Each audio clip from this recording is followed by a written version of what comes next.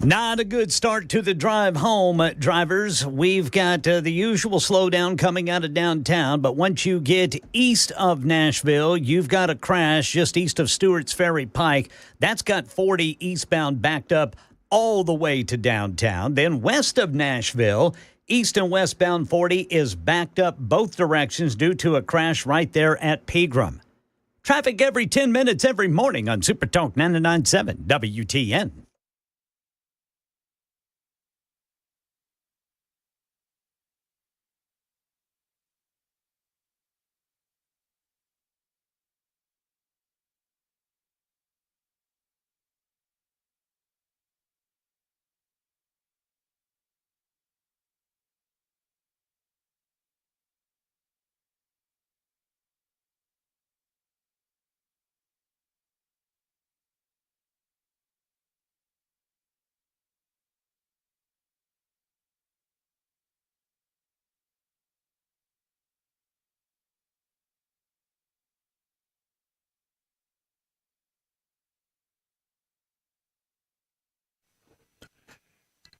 Hey, good afternoon, everybody. 7 minutes past the hour of 3 o'clock on Super Talk 99.7. I am Brian Wilson. I am your friend and radio buddy. I am in the chair and on the air all the way until 7 o'clock tonight. And then, we'll just take a break and come back and do it again. How you doing? Everything good? I mean, it's a beautiful day out there. I see I've got 82 degrees. Wow. At 85 here downtown. Wow, that's awesome. I'll take it. I'll take it for sure. A little warm. It's better than being cold. I don't want to be cold. I don't mind being cool. I don't want to be cold. We got a lot of stuff to unpack here in this particular hour. The Democrats, I'm going to tell you, are beginning to get absolutely frantic over what they determined to be some movement in Donald Trump's direction. And let me just read a few of these stories. Democrats are growing more anxious over deadlocked race. From the Wall Street Journal, Harris has struggled to nail down support from key bloating blocs in the Democrat coalition, has left her team unsettled, according to interviews with aides and advisors. She enjoys strong support with women, but has a clear problem with men, including black men and white working class men. And they are frantically trying to solve the problem. And it's not going so well for them. She has failed to show up support among Michigan Arab Americans who have been frustrated with the Biden administration's handling of the conflict in the Middle East. And some Democrats say the memories of the 2016 campaign when a confident Hillary Clinton lost to Trump loom over this year's race, and activists are determined to avoid the same outcome. See, do you feel the freaked out nature that Democrats have right now? Here's another one from thehill.com. Democrats fear race may be slipping away from Harris. Growing fear in Democrat circles that the presidential race could be slipping further away from Vice President Harris. To be sure, Democrats think Harris can defeat former President Trump, but the margins are close in 7 battleground states likely to decide the contest. At the same time, Democrats are privately expressing worry that battleground polling appears to be moving in Trump's direction over the last 2 weeks. Cracks in the blue wall of Michigan, Pennsylvania, and Wisconsin are starting to show, with Senate incumbents in both Pennsylvania and Wisconsin now in toss-up races, according to the Cook Political Report. The 3 northern states generally move in the same direction in the presidential race, but Harris has been losing ground to Trump in polls, particularly in Wisconsin. In Michigan, doubts among Arab American voters also worrying the Democrats. Townhall.com reports in polls, Dems getting very nervous about 3 major battleground states, written by Guy Benson. Battleground Georgia is a must-win state for Donald Trump, having carried in 2016, then losing it in narrow fashion 4 years later. Trump victory is really hard to fathom without Georgia in the column, going on to talk about the states where Trump is doing better, and Kamala Harris's team has great concerns. Add to that, the Democrats' number-crunching guru, Nate Silver, over at 538.com, Nate Silver, quote, My gut says Trump will win.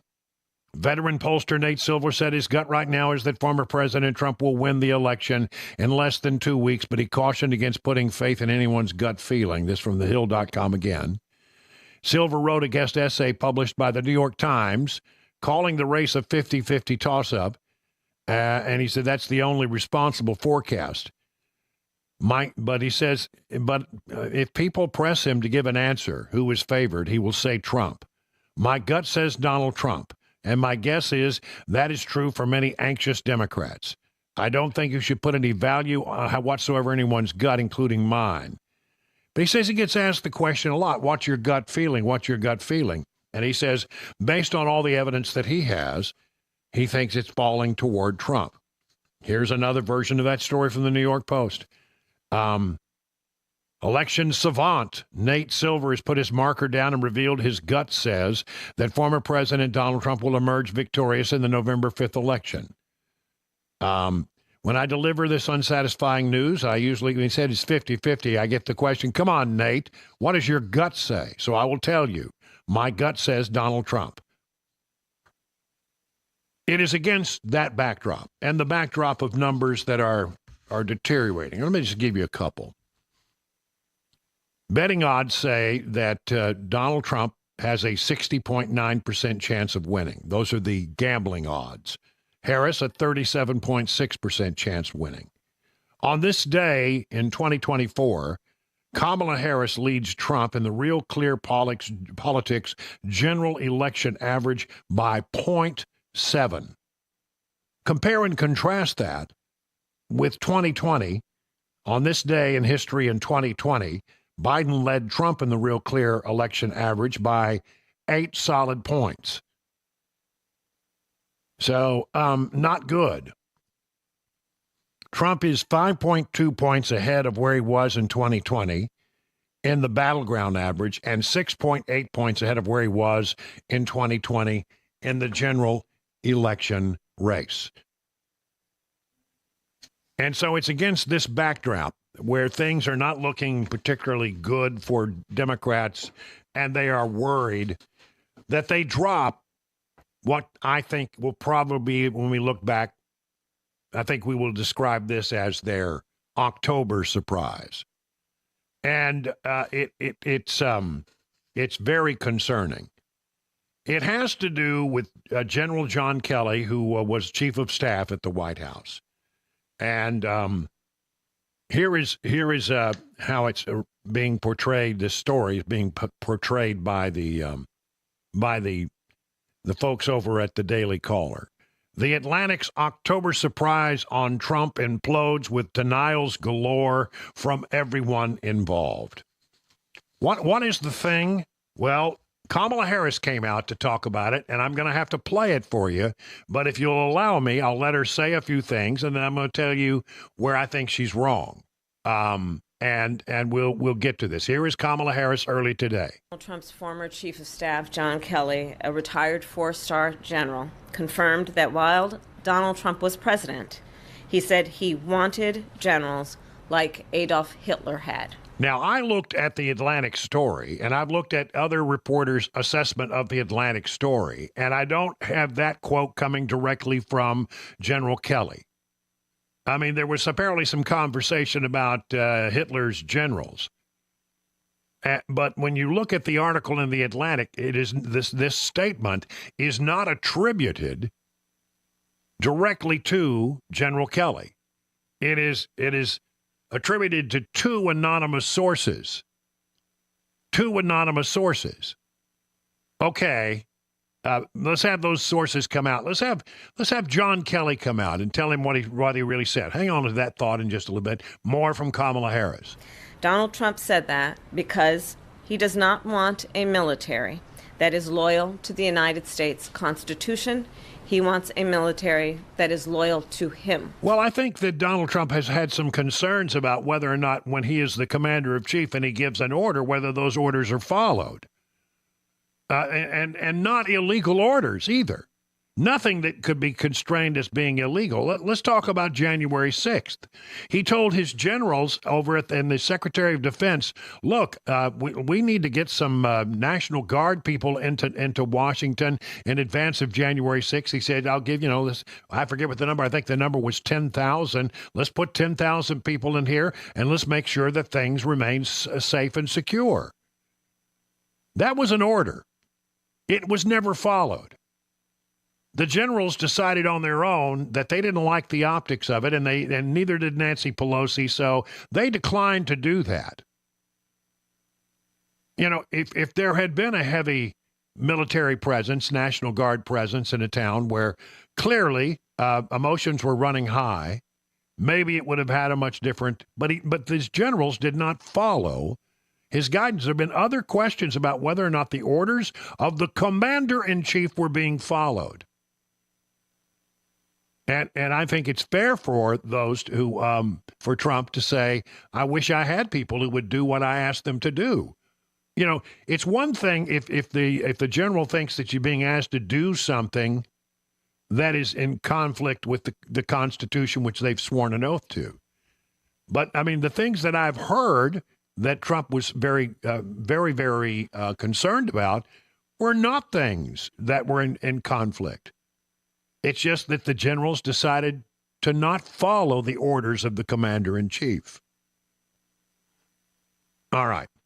So there we go. More from Kamala Harris. He wants a military who will be loyal to him personally, one that will obey his orders even when he tells them to break the law or abandon their oath to the Constitution of the United States. In just the past week, Donald Trump has repeatedly called his fellow Americans the enemy from within, and even said that he would use the United States military to go after American citizens. The enemy from within. If you go back and listen to that exchange, he is asked a question about agitators and rioters. And he said, I think that's, he's talking about that as being the enemy within. The people who were out there causing all kinds of problems, during January 6th and maybe not January 6th, but the other things that we've had around here where there have been people who have committed, crimes, have been firebombing the streets. We had a riot like that here in Nashville. He's talking about the professional agitators that move from crisis to crisis, trying to stir up, and cause rioting. That's what he's talking about, because the question, if you go back and listen to it, was really framed around the idea of agitators. And let's be clear about who he considers to be the enemy from within. Anyone who refuses to bend a knee or dares to criticize him. Political rhetoric, and not necessarily, where's the evidence for this? Because I can think of none. Would qualify, in his mind, as the enemy within, like judges, like journalists, like nonpartisan election officials. That's just, not. Where's the evidence? You can just say it, but where's the evidence that he's ever said he wants to arrest judges? Where is the evidence that he ever said he wanted to arrest journalists? You can say that all you want, but where's the evidence that is at all what he's thinking? It's your interpretation of what you think he's thinking, not what he has said. It is deeply troubling and incredibly dangerous that Donald Trump would invoke Adolf Hitler, the man who is responsible for the deaths of 6 million Jews and hundreds of thousands of Americans.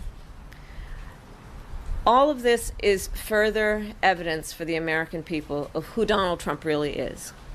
This is a window into who Donald Trump really is, from the people who know him best, from the people who worked with him side by side in the Oval Office and in the Situation Room.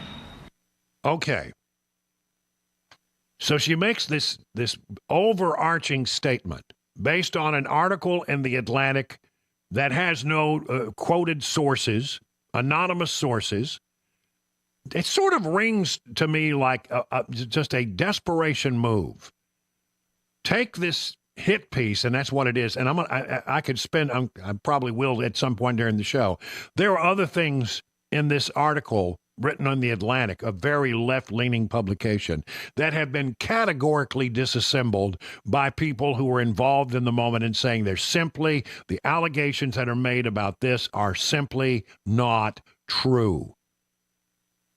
It's a cheap shot. It is a desperation move, and it shows that they are very, very, very, very concerned. This is the equivalent of the letter from the intelligence officials saying that the laptop looked like Russian disinformation. That's this campaign's version of that. I'll have more to say. If you want to know about somebody who is talking about autocratic rule, maybe we should look at the current president of the United States. I'll explain in a moment. 22 past the hour.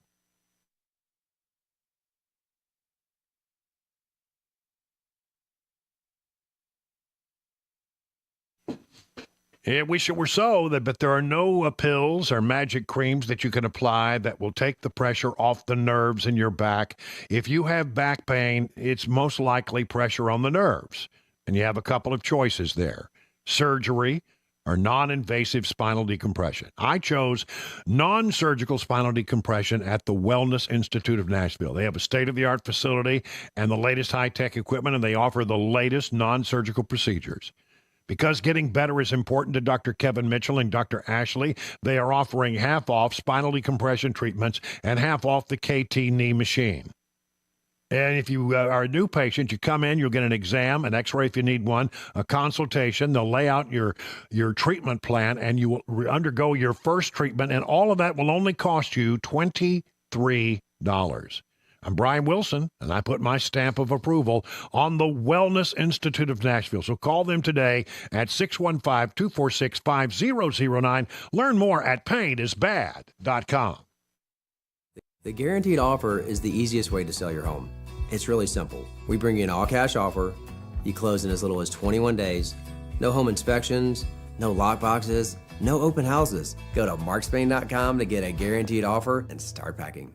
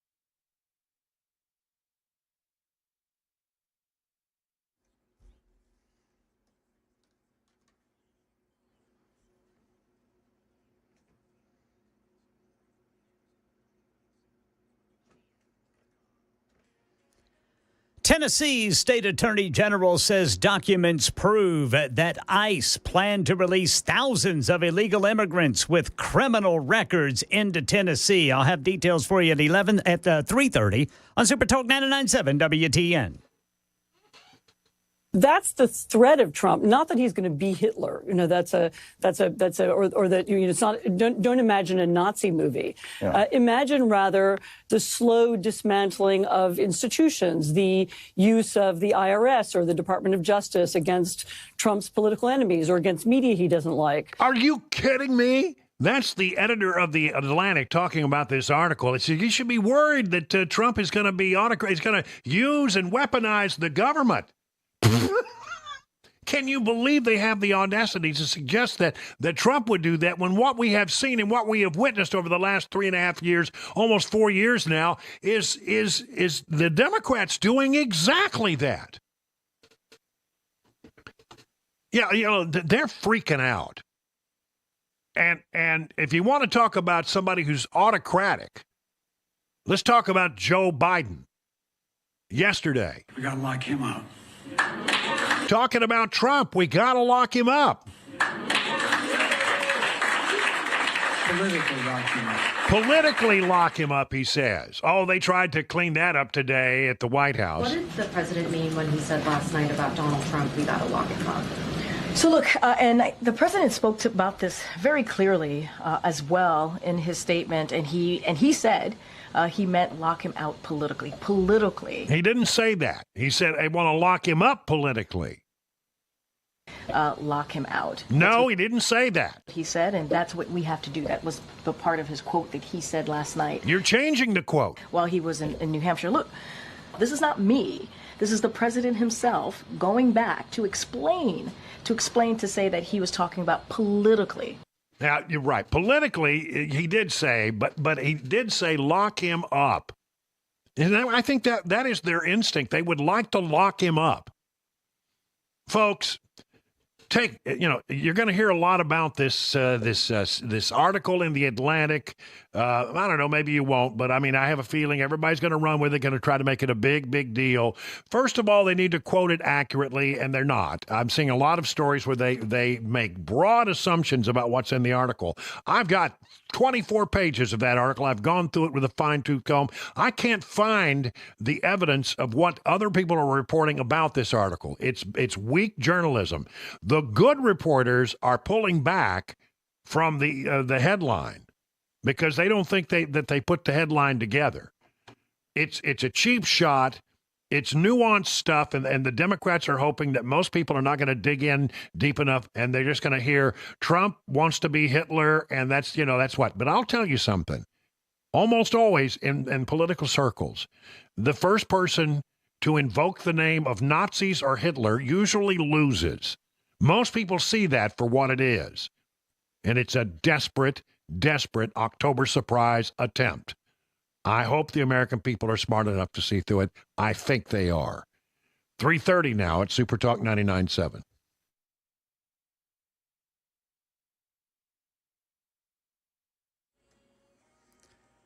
.30 on the dot. I'm Ken Weaver with your top stories this Wednesday afternoon. We've got the full forecast and traffic coming up in 5 minutes. Right now in Tennessee, State Attorney General Jonathan Skrmetti says a lawsuit has uncovered proof through documentation that thousands of illegal immigrants, including dangerous convicted criminals, were going to be released in Tennessee. But he says those plans were scrapped once Governor Lee and U.S. Senators Blackburn and Hagerty got involved in litigation by Tennessee and other states against immigration and customs enforcement.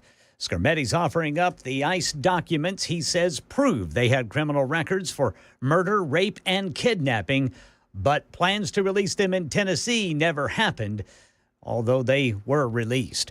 Right now in Middle Tennessee, we're learning more about the crash in Murfreesboro that killed a Rutherford County high school student and injured 2 others. Channel 4's Lydia Fielder says the 14-year-old and her friends were driving back to school when it happened. Tuesday morning around 11 o'clock here at the intersection of Veterans Parkway and Kingdom Drive. Now, Blackman High School, where they were going, is just about 2.5 miles away here. They were just 5 minutes away from that school. 2 14-year-olds and a 16-year-old driver in a sedan sedan collided with a 47-year-old in an SUV. Police say the SUV driver was trying to turn left onto Veterans Parkway right into the path of the sedan. The cars collided. The teens are all Blackman High School students and were coming back to school, we're told, after going to a state volleyball tournament at Rockvale High School. The 16-year-old driver and a 14-year-old backseat passenger and the 47-year-old SUV driver were all hospitalized and will survive. Rutherford County Schools says they're not releasing the students' names out of respect for the families. Police are looking at speed and other possible factors to try to determine the cause of the crash. That's the latest news. Traffic and weather next. I'm Ken Weaver, WTN News.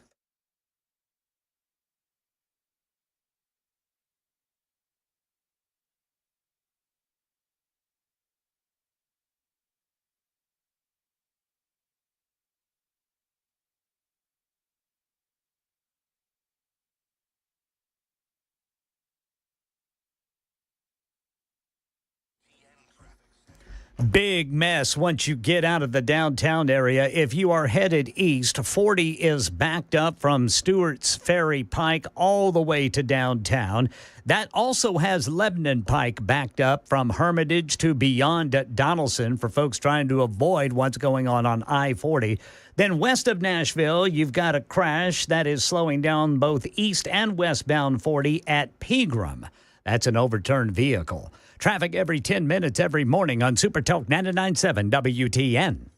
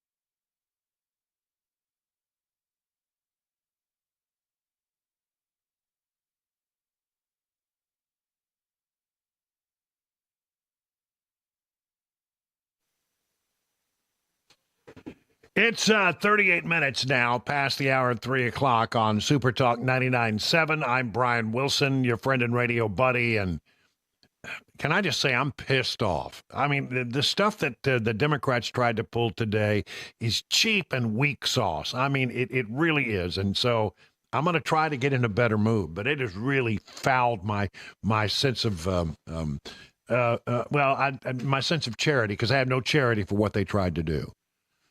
Really irritating me. We'll get back into it a little later, talk about the October surprise they tried to pull and why it's a bunch of... There's just no doubt about it. Meanwhile, you may have heard in the newscast there with Ken Weaver, Tennessee Attorney General says that ICE planned to release migrants into the state and it was derailed.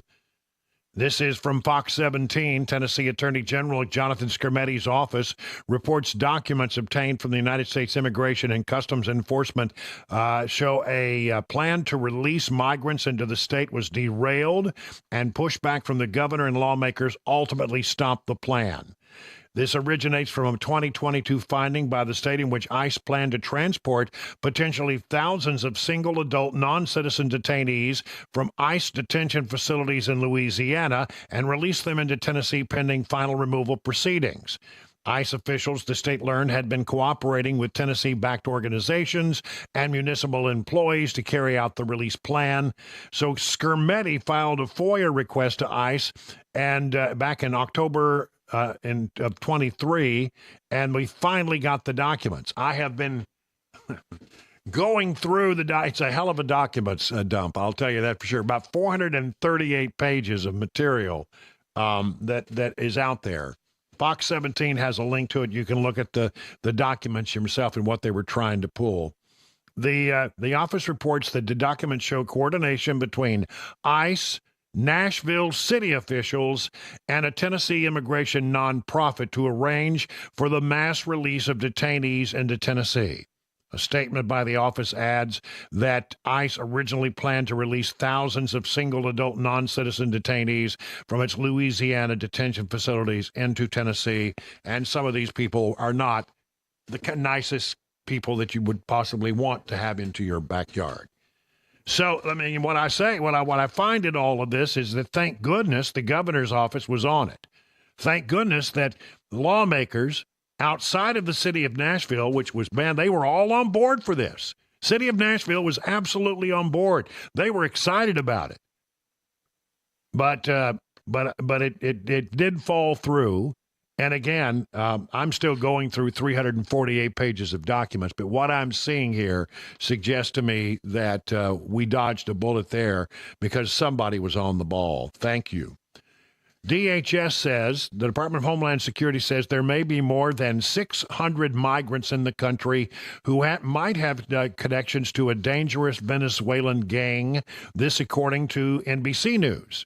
Roughly 100 of the 600 migrants DHS deemed subjects of interest were confirmed members of the gang Tren de Aragua, whom the department recommended be placed on an FBI watch list. Tren de Aragua has a presence in 15 states and a possible presence in 8 more, NBC News has reported, citing DHS data. DHS officials noted a spike in crime by gang members in the U.S., including sex trafficking in Louisiana and the shooting of 2 police officers in New York. More than 100 people associated with Tren de Aragua have been arrested for crime since October 22nd, and 75 have been arrested for immigration violations, according to the report. Venezuela does not share its criminal histories with the U.S., making tracking potential criminals difficult. That's not good. That's not good. And then there is this. Washington Examiner, Texas sues Biden DHS over non-citizen voting allegations.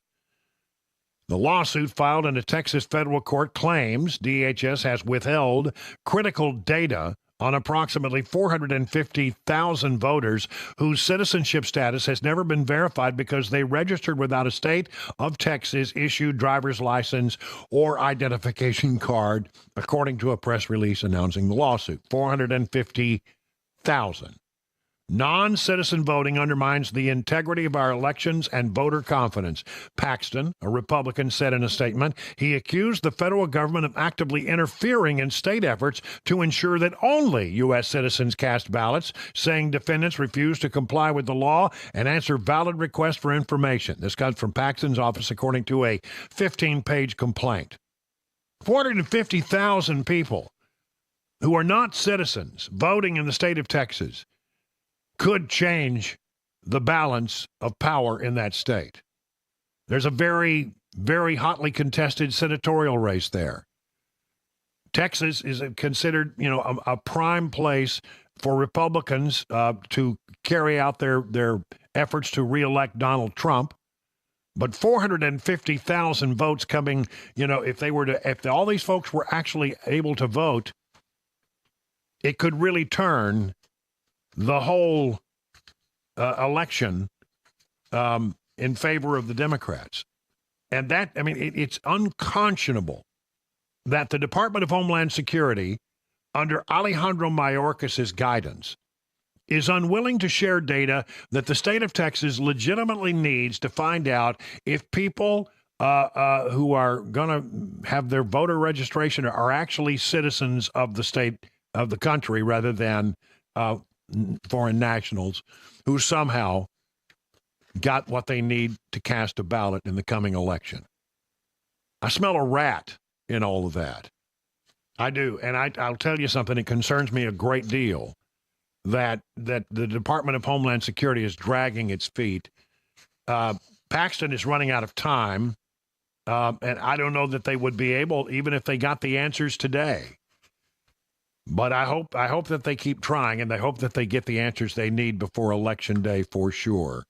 And I'd like to know a little bit more about how 450,000 people ended up on the rolls, and we don't know whether they're citizens or not. Okay. Look, I would like to think that things are shaping up nicely for Donald Trump. A little bit later, I'll go through some of the numbers, and I'll tell you how it's looking, and I'll tell you why I think increasingly it's looking good for Donald Trump and increasingly not looking as good for Kamala Harris. There are a lot of signs that indicate things are trending toward Trump, still within the margin of error and all that, but it does look better and better every day. There is a trend that's on the march, and the trend favors Trump, and it does not favor Kamala Harris. There's so many other questions. I'm not saying I'm calling it or I'm saying it's going to happen, but what I am saying is there's a trend. But it's tight. And 450,000 votes in Texas could change the whole nature of this thing. What the Democrats have done with their border policy, a lot of states have been able to clear the rolls of all kind of people who are not qualified who are on the rolls, and there have been a significant number found in many of the key battleground states. But when an election is this tight, 1,000 here and 1,000 there and 1,000 here and 1,000 there, or 450,000 in the state of Texas, even though there are millions of people, 450,000 could change dramatically the outcome of this election. And your government is dragging its feet, refusing to pay any attention. Is there time for this to be worked through the Supreme Court? I don't think so. Would there be, a Texas court or a federal judge or a Texas appellate court that could actually force no, because it would ultimately would go to the Supreme Court, and there's not enough time for that. Very concerned that there's something up with some of this stuff. Some states have been very able to do it. And to purge their rolls and get rid of people because, we have an obligation to make sure that in a federal election, only people who are citizens of this country are actually going to vote. And as has been explained time and time and time again, there are many ways that you can work the system to get a voter registration card.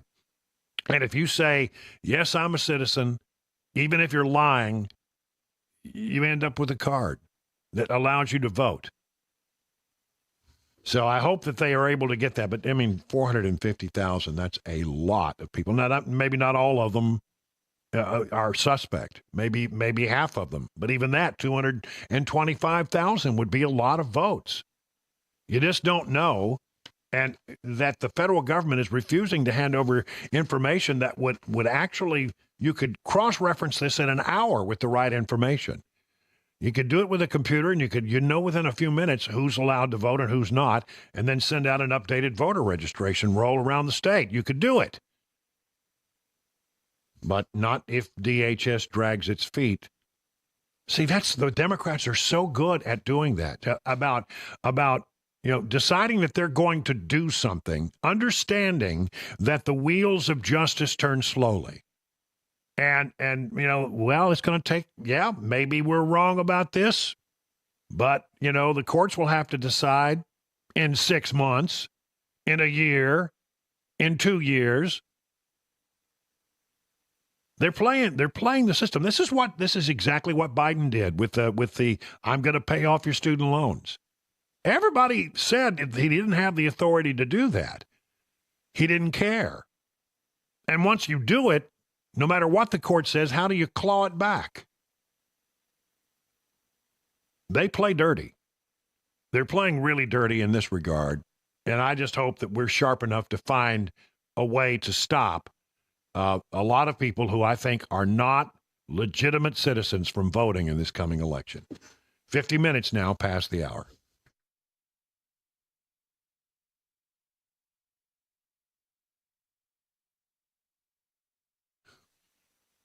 It's here, Genesis Diamond's largest ever sale on luxury pre-owned Rolex watches. You've been hearing about this. It's huge.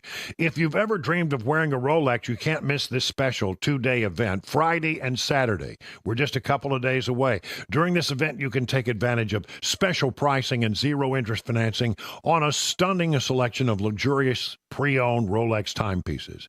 Genesis has brought in hundreds and hundreds, the hottest models, Rolex watches that you can't find anywhere else. Every one of Genesis luxury pre-owned Rolexes has been reworked. It's pristine, like new condition, some right out of the box. And all are priced to sell at this event. And listen to this, with the purchase of any luxury pre-owned Rolex at this event, Genesis will give you a pair of 2-carat lab-grown diamond stud earrings free. That's a $3,000 value. And if you own a Rolex now, Genesis buyers are on site and offering top dollar for your watch so you can buy, sell, or trade. Come see the largest selection of luxury pre-owned Rolex watches in the state and take advantage of special financing and get a pair of 2-carat lab-grown diamond stud earrings free Friday and Saturday only at Genesis Diamonds, Green Hills, and Cool Springs. Did you know you're overpaying for your health and wellness products? With over 20 company-owned brands offering its members vitamins, supplements, wellness, and skincare products, you're able to save up to 70% off retail. Members Nutrition can't change your life, but we can change the way you live.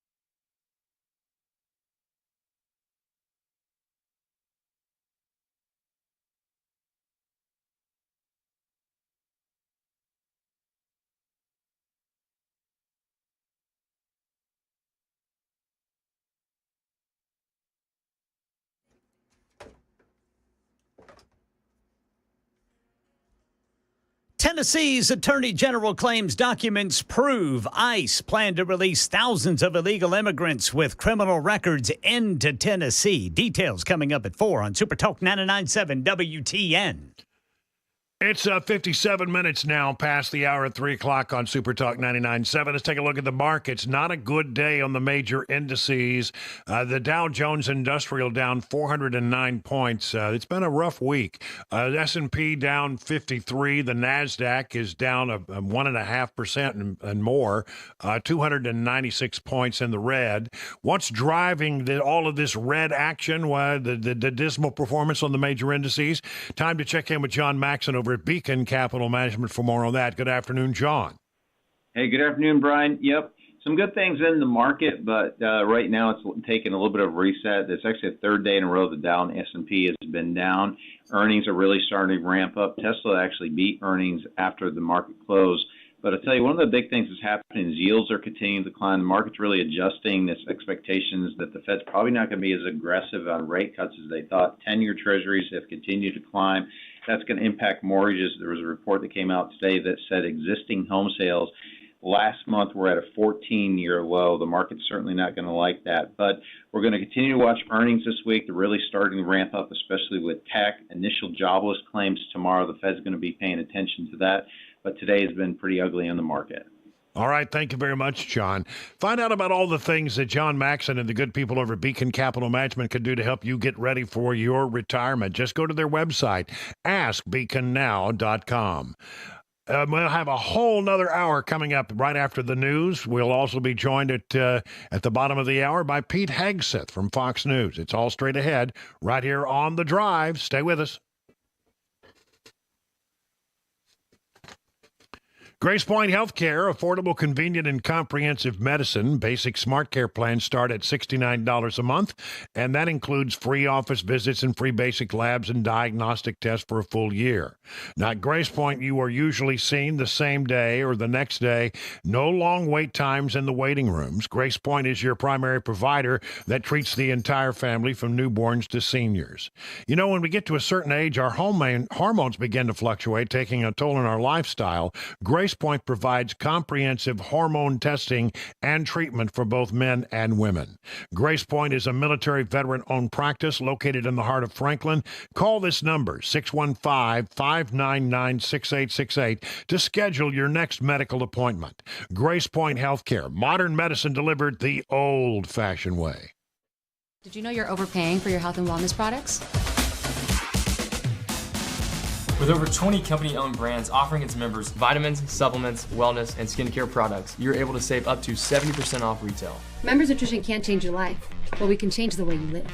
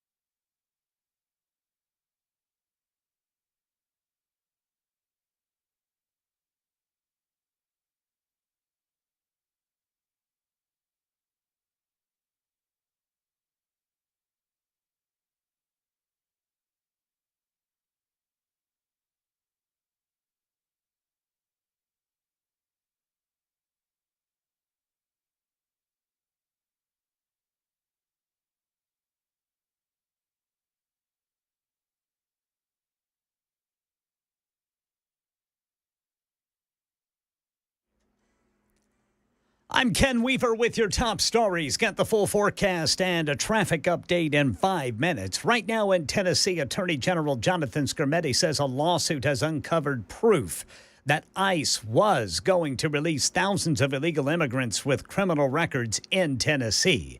A news release has documents attached that claims to show coordination between ICE, Nashville city leaders, and an unnamed Tennessee nonprofit immigration organization to arrange for the mass release of detainees held at a facility in Louisiana. Skrmetti says they had criminal records like murder, rape, and kidnapping. This news release claims ICE wanted to send 7,000 illegal immigrants housed in that facility to Tennessee, but changed its mind after pushback from Governor Lee and U.S. Senators Blackburn and Hagerty and litigation by Skermetti's office and other states. But he says ICE released those immigrants elsewhere. A Nashville neighborhood says it plans to install license plate reader cameras on its own. Channel 4's Dryden Quigley spoke to people in the Harbor View area who say they're tired of waiting for the city to approve LPRs, and the price of safety, they say, is worth it. Since a shooting at the Harbor View Community Pool back in June, there's been talk of installing license plate readers, or LPRs. The HOA says homeowners are ready to fund them and install them next month. Yeah, that shooter was never caught, and the neighborhood thinks LPRs could have helped. Election 2024, Vice President Kamala Harris called media to her Washington home this morning after the New York Times published former White House Chief of Staff John Kelly's claims that former President Trump spoke highly of Adolf Hitler. Donald Trump is increasingly unhinged and unstable. And in a second term, people like John Kelly would not be there to be the guardrails against his propensities and his actions. Now, the Trump campaign responded saying Kelly has, quote, beclowned himself, and the story is a fabrication. Well, the housing market cooling off significantly, as we hear from ABC's Sherry Preston. Sales of previously owned homes in the U.S. slowed last month to the weakest annual pace in nearly 14 years. And that's even though mortgage rates have been going down and inventories of homes for sale have been going up. Sales were down 3.5% compared to last September, the slowest mark since October of 2010, following the housing bubble crash. Home prices keep rising. National median price for an existing home these days, $404,500. Well, reports say the number of home closings in Nashville increased slightly by 0.1% compared to the same period in 2023. That's the latest news. Traffic and weather next. I'm Ken Weaver, WTN News.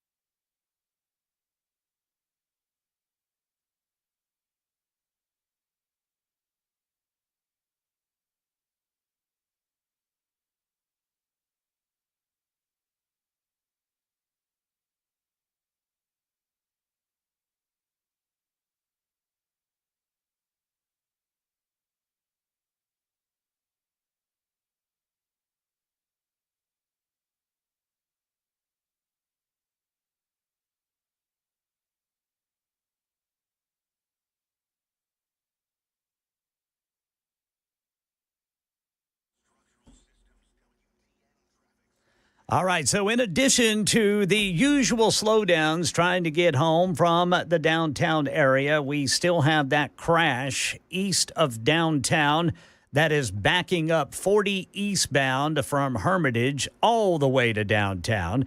People trying to get by that also have Lebanon Pike eastbound backed up from Hermitage to downtown. Traffic every 10 minutes every morning on Super Talk 99.7 WTN.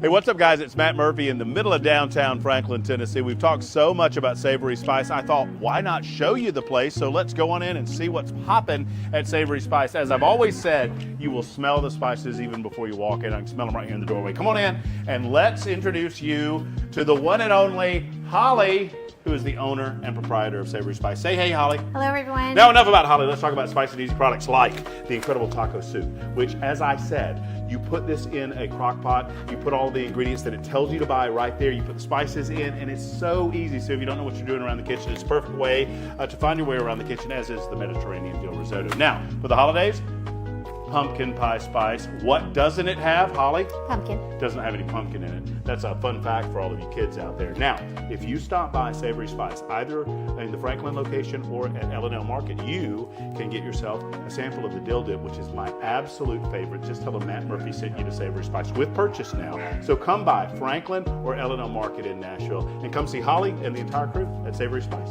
Hour number 2 now underway here on The Drive. So glad that you're with us on this very, very nice October 23rd. We do have exactly 13 days till the election. And by the way, I just got some numbers. I've been looking at them about early voting in the state of Tennessee. Still pretty strong. Well, you know that even with we have 13 days to the election, already nearly 1 million people in the state of Tennessee have already cast their ballots. Yesterday, I had a story that said, and it's a day old, the number's a day old, I'm sure it's larger than that now, but somewhere in the neighborhood of 13 million people in the country have already cast a ballot. So we're in it. We're in the middle of the election. We don't, we focus on election day, but it really, quite frankly, starts so much earlier in many states. And so we want to stay on top of all of the 2024 news. Let's start out with Mark Penn.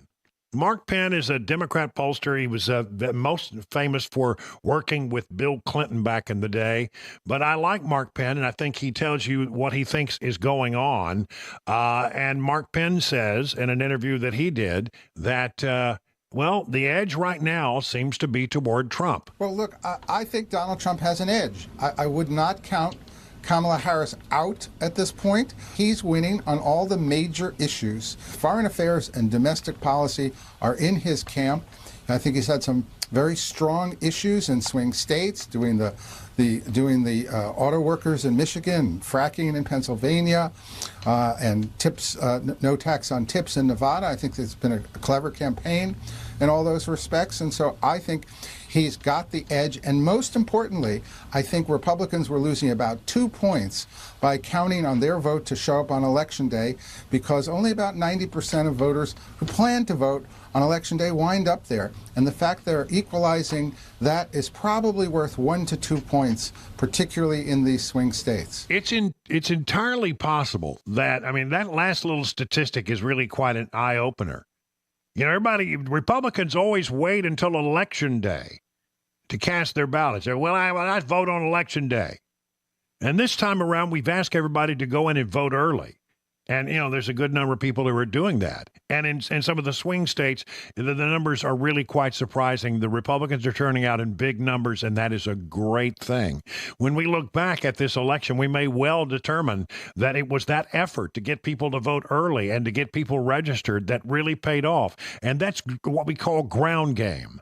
Making sure that you get people to the polls and cast their ballot early, making sure you get people registered so they can vote, and just making sure that you have a good turnout. All of that is just basic meat and potatoes, and the Democrats have been doing it so much better than we have been doing. But when he says that the 90% of the people who say they're going to vote on Election Day, show up, but 10% don't. Well, that 10% is why we lose elections, I think. We traditionally have not gone early. And everybody says, well, I'm going to vote on Election Day, but you know what happens? The baby's sick.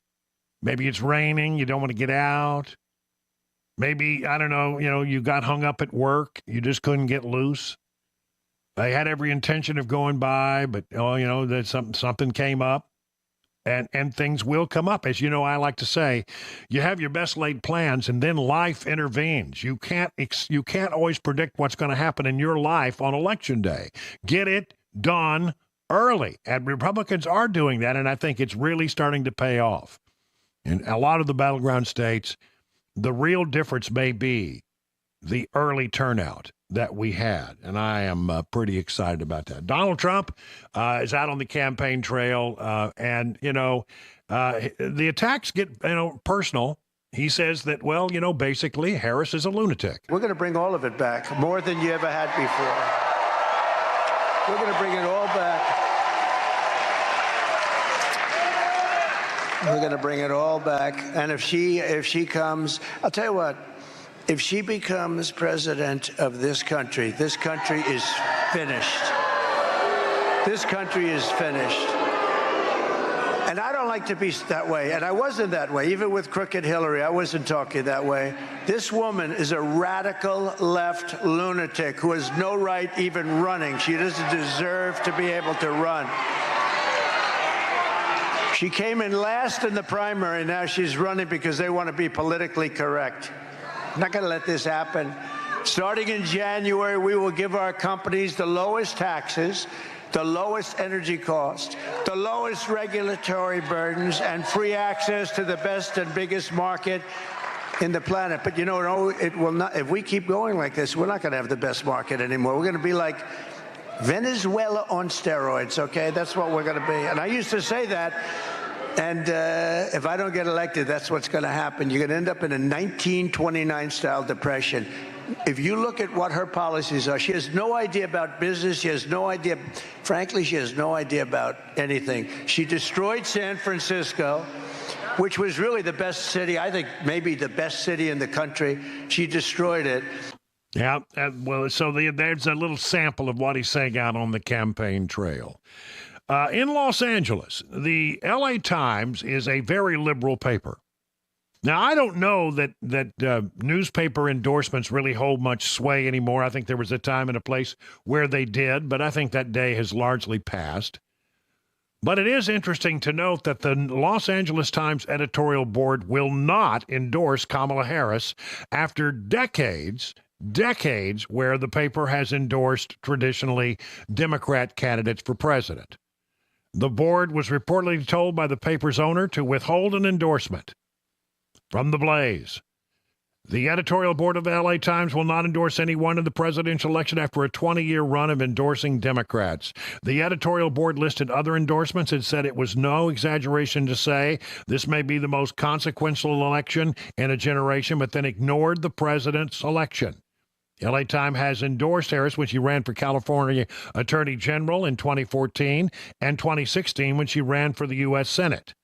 While some on social media saw this as a sign of former President Donald Trump's popularity, a report by Max Tanney of Semaphore claimed it was forced on the editorial board by the paper's billionaire owner, Dr. Patrick Soon-Shiong. A spokesperson for the Times refused to comment on the story. We do not comment on internal discussions or decisions about editorials or endorsements. Wow. That's got to be a surprise to get, go out there. It's a very left-leaning paper. There's just no doubt about it. And for the LA Times to say, yeah, we endorse all Democrats, but this one Democrat at the top of the ticket, we're not going to endorse. I raised some concerns a moment ago, and I don't want to get overblown in those concerns, and who knows what numbers are real and what numbers are not. This number is real, 220,000. The RNC has readied 220,000 poll observer lawyers from D.C. to Trump headquarters. The Republican National Committee's implemented a dual line of election integrity efforts for Election Day with more than 200,000 volunteer poll watchers across the country and a team of attorneys working between Washington and the Trump campaign headquarters in Florida. An RNC official told the Washington Times they have paid staff in 18 states, including several battlegrounds in the presidential election, and states such as California and New York for key Senate and congressional races. According to ABC News, the RNC effort includes roughly 5,000 volunteer attorneys. The paid staff are focused on election integrity efforts involving the recruitment and training of volunteers about what to watch out for at the polls, what to do, what you should say. If you see something, you should say something, and you should say it right away. As we get to closer and closer to Election Day, I will repeat for you the number of the Tennessee Secretary of State's office. They want to hear from you not 2 hours after you leave the polling place, not because you heard something from somebody else. If you saw something, they want you to call in real time. So I'm going to give you a number, and you're going to carry it with you. So there you go. Again, I talked a little bit about how Texas is suing the feds for not helping state officials in Texas to clean up their voter rolls. Same thing has happened in Florida. I'm telling you, I really love the way the RNC is up on its tippy toes right now. It is. It's on its tippy toes. They're actively, they got a good ground game, and they're going to be out there. We're going to have people trained up there and watching like a hawk on Election Day. South Carolina GOP has alerted state officials of an alleged Democrat ballot harvesting operation. South Carolina GOP Chairman Drew McKissick says, I call for an immediate investigation into any irregularities and for any violations to be prosecuted to the fullest extent of the law. They announced they had found a paid Democratic staffer and 15 other voters registered at an address that is currently vacant. Also in one precinct, the number of absentee ballots increased by 844 between the February presidential primary election and the June state primary. The party additionally discovered that at least 5 paid Democratic campaign workers have a different voter registration address than their reported address on a campaign financial disclosure. Under state law, it's illegal for anyone to return more than 5 absentee ballots in an election in addition to their own. So the South Carolina GOP raising questions about what's happening there. Finally, I don't mean to laugh. It's not funny. Democrat Senate candidate accidentally shoots and wounds a reporter. It was an accident.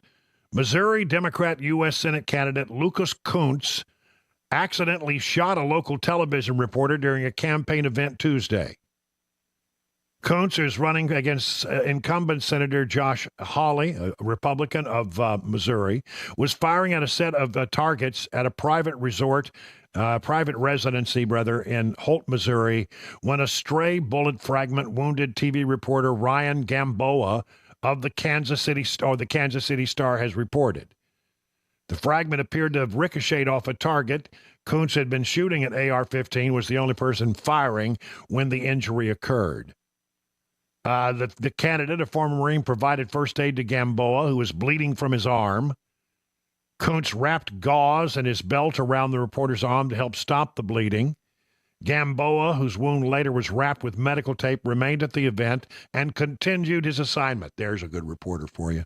But later, I've been shot, but I'm going to continue on. He later went to be checked out at a nearby hospital and said his injuries were minor. So Hawley took to social media to comment on and share posts about the shooting. I condemn all acts of violence against reporters, he said, and call on Kuntz never to shoot another one. My grandmother is a better shot than Lucas Kuntz, Hawley posted Tuesday night with a photo of an elderly woman holding a rifle. I know the Kuntz campaign needed a shot in the arm, but this is taking it too far, said Hawley. I wonder who Kuntz will shoot today, the senator posted on Wednesday morning. Now, you can only joke about it because the incident was minor. 20 minutes now past the hour of 4 o'clock on Super Talk.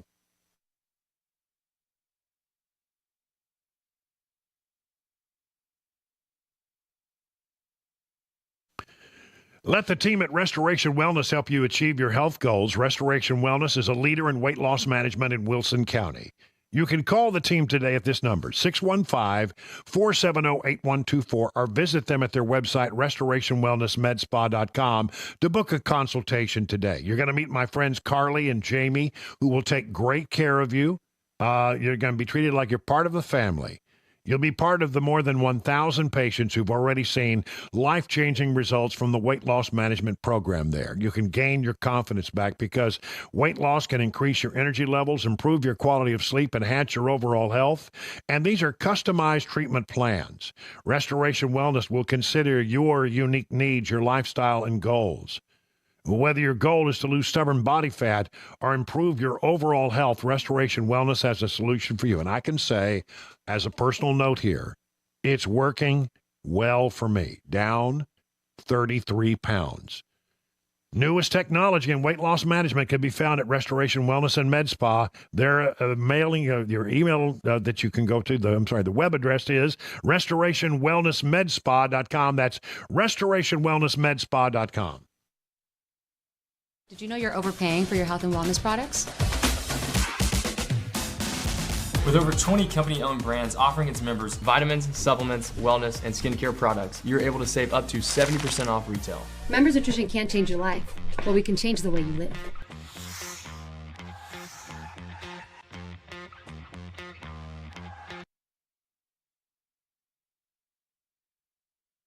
Hey, I'm Joan Jones on Super Talk 99.7. And you know, the dual power of radio and digital has always been such a plus for our advertisers. So if you're thinking about your 2025 plans, make sure you check us out at 997wtn.com/epic.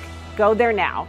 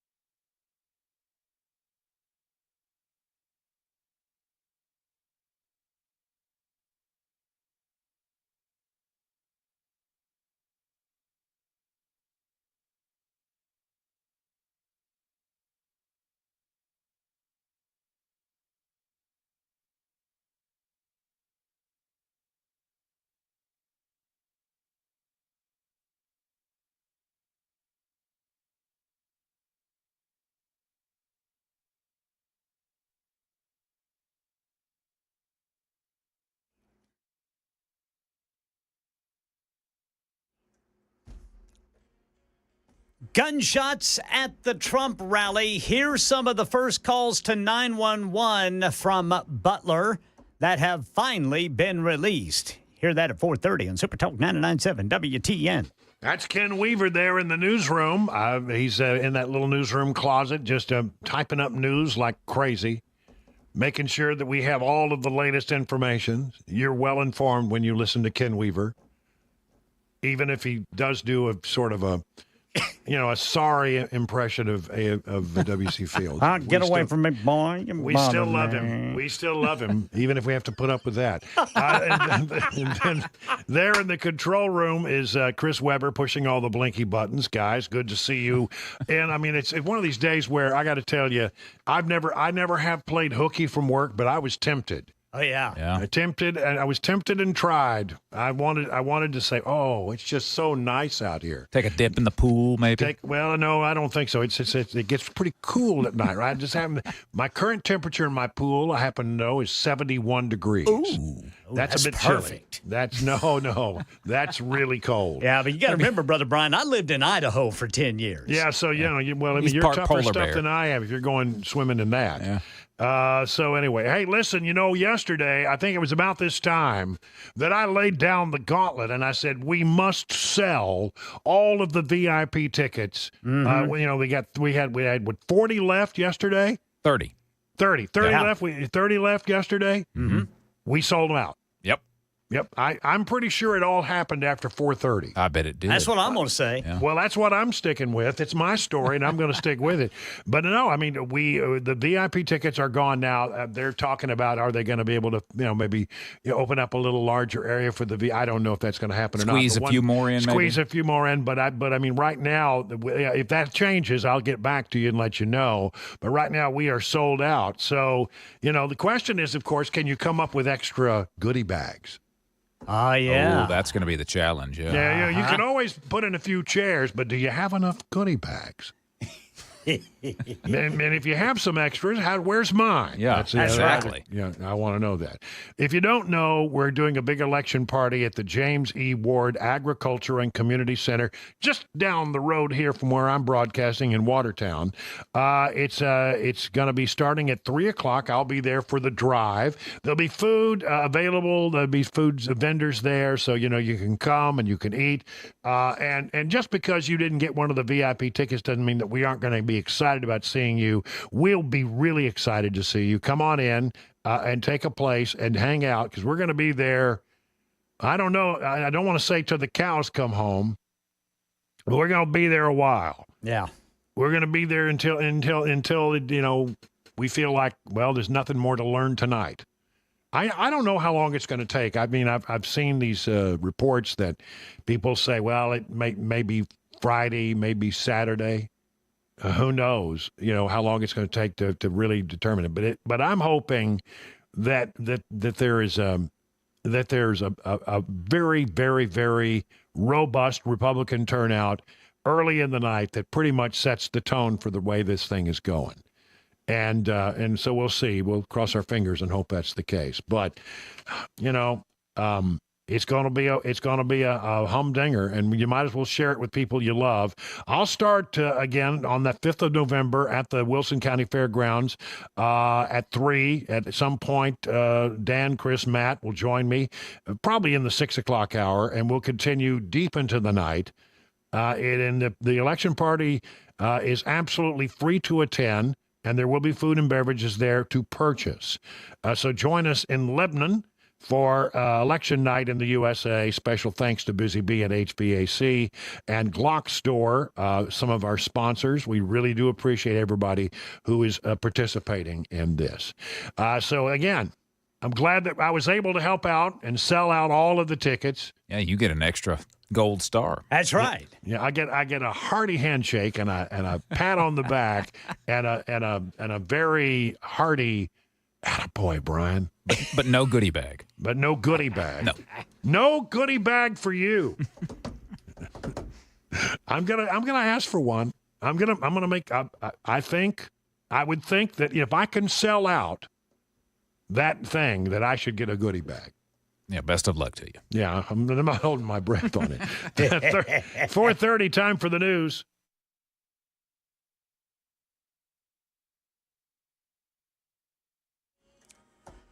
I'm Ken Weaver with your top stories. Got the full forecast and traffic in 5 minutes. Gunshots at the Trump rally. That's what the numerous 911 calls were saying from Butler, Pennsylvania. That day, former President Trump was nearly killed during his rally there. So here are the first 911 calls published by NBC today. This first call came in at 6:12 p.m. local time. Gunshots at the Trump rally. Yep, Gunshots. the police are on the way. Well, you better get over here quick. Following that call, a barrage of others, including... We're at the Trump assembly, and there's a guy shooting. Okay, He's been shooting up the place. Yeah, these recordings received by local emergency dispatchers shortly after the shooting in Butler were disclosed today by Butler County as part of a legal settlement with NBC News and two other news organizations. Here in Tennessee, Attorney General Jonathan Skrmetti says Immigration and Customs Enforcement has released documents proving the agency planned to release thousands of illegal immigrants into Tennessee from their holding facility in Louisiana. These documents, part of the news release, claiming to show this was being coordinated by ICE, Nashville city officials, and an unnamed Tennessee nonprofit for immigrants. Money News, Dave Packer. Disappointing earnings weighing heavily on stocks Wednesday. Boeing reporting its biggest quarterly loss since the pandemic. Shares of McDonald's falling about 5% after an announcement from the CDC that its hamburgers are linked to a fatal E. coli outbreak. And shares of tech giant NVIDIA weighing on the tech space. The chipmaker confirming a design flaw in its Blackwell AI chips. Shipments will be delayed. As the negatives piled up, the major indexes experiencing their worst sell-off in a month and a half. The Dow losing 409 points, now down 2% from its record high. The Nasdaq down 296 points. The S&P 500 fell below 54 points. Sales of existing homes slowing in September to their weakest annual pace in nearly 14 years. They're on track for their worst year since 1995. Sales fell 1% last month from August, says the National Association of Realtors. Higher mortgage rates keeping buyers on the sidelines, although rates have eased a bit and the supply of properties on the market continues to climb. Now, reports say here in Nashville, home sales were up 0.1% in September year over year. That's the latest news. Traffic and weather next. I'm Ken Weaver, WTN News.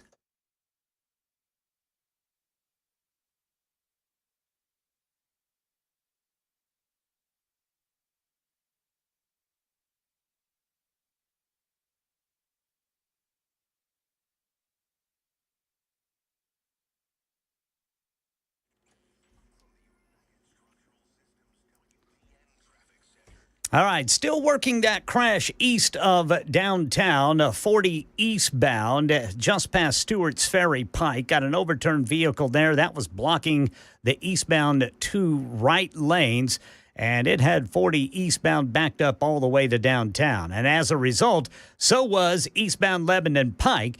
That was backed up from Hermitage to downtown as a result of folks trying to avoid what was going on I-40. Traffic every 10 minutes every morning on Super Talk 99.7 WTN.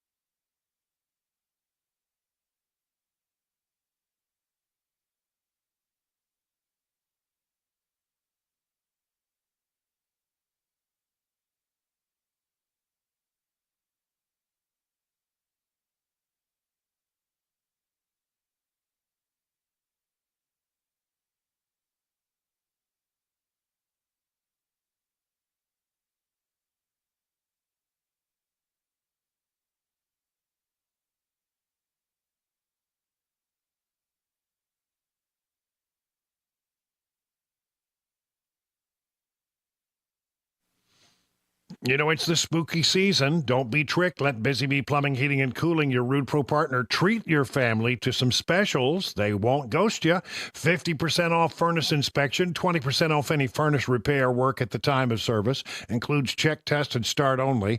Additional fee for maintenance and repair work must be done at the time of inspection. $69 for a mainline camera inspection from the outside cleanout.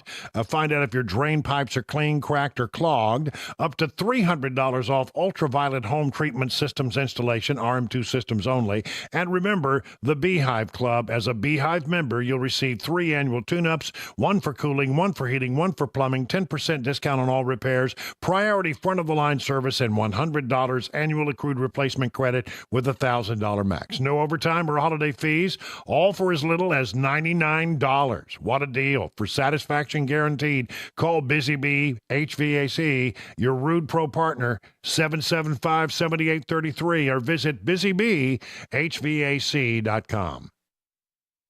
The guaranteed offer is the easiest way to sell your home. It's really simple. We bring you an all-cash offer. You close in as little as 21 days. No home inspections, no lock boxes, no open houses. Go to markspain.com to get a guaranteed offer and start packing.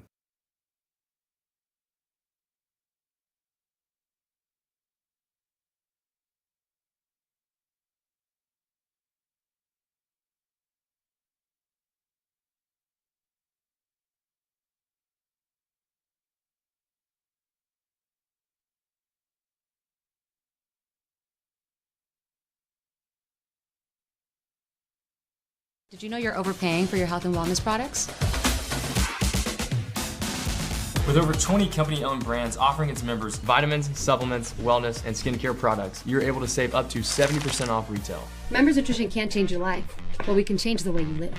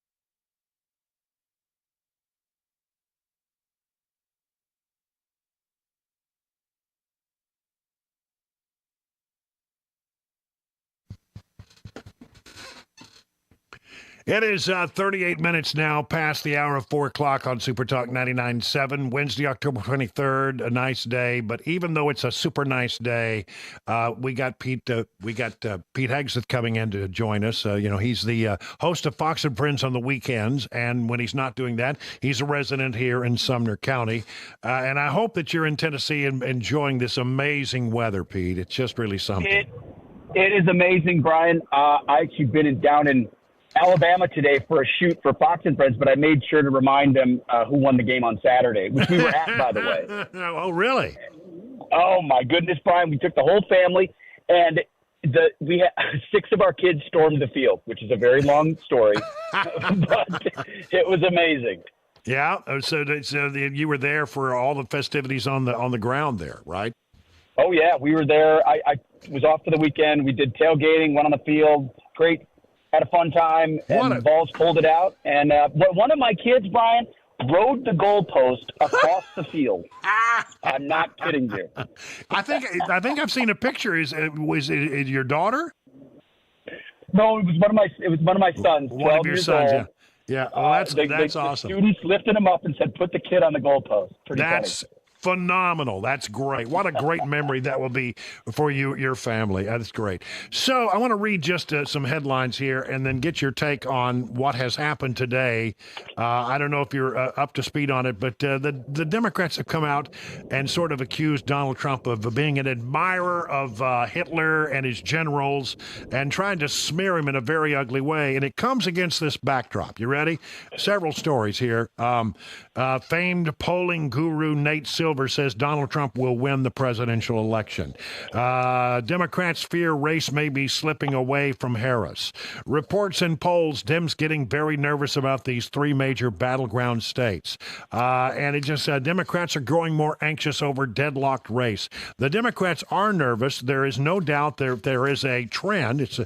I'm not sure you can call this election yet, but there is a definite trend toward Trump and away from Harris. And against that backdrop, they come out with this ugly smear based on a hit piece that was written in the Atlantic. Is this the October surprise? I don't know if it's the October surprise, but it's definitely, as you laid out, Brian, a sign of desperation. This is panic time. They've got a terrible candidate. They're falling behind. Nothing is over, but they're reading the same tea leaves that a lot of people are reading.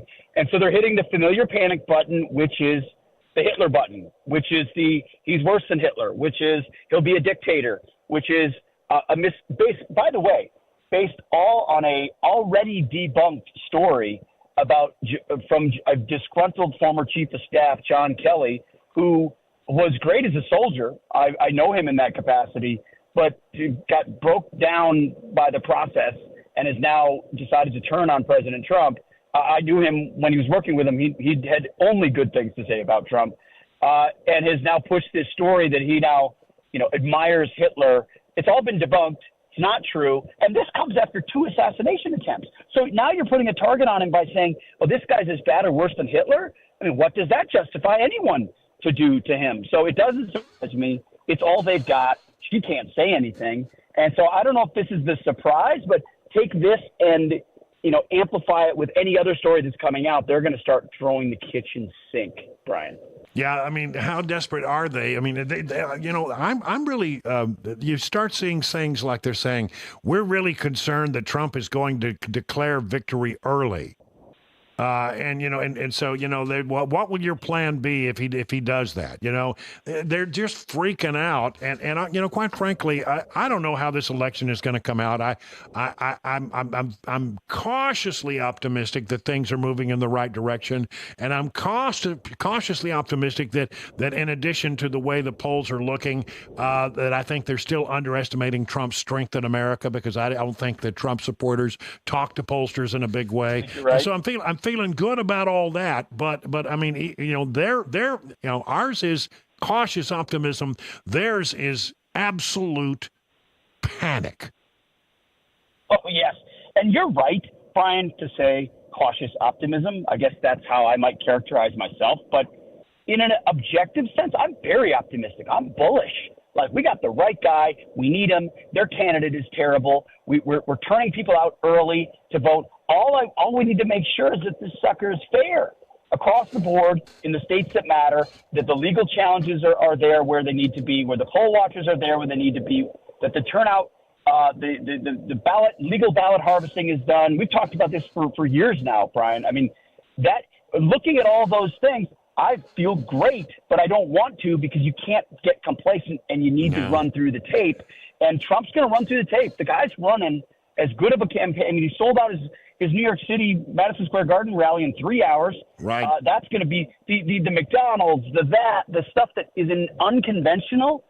I think is getting the kind of coverage he wants, overcoming the paid media advantage that they have. Their TV ads are terrible. Kamala Harris's TV ads are terrible too. Their campaign is terrible, and it's running on a cartoon caricature of what a conservative is.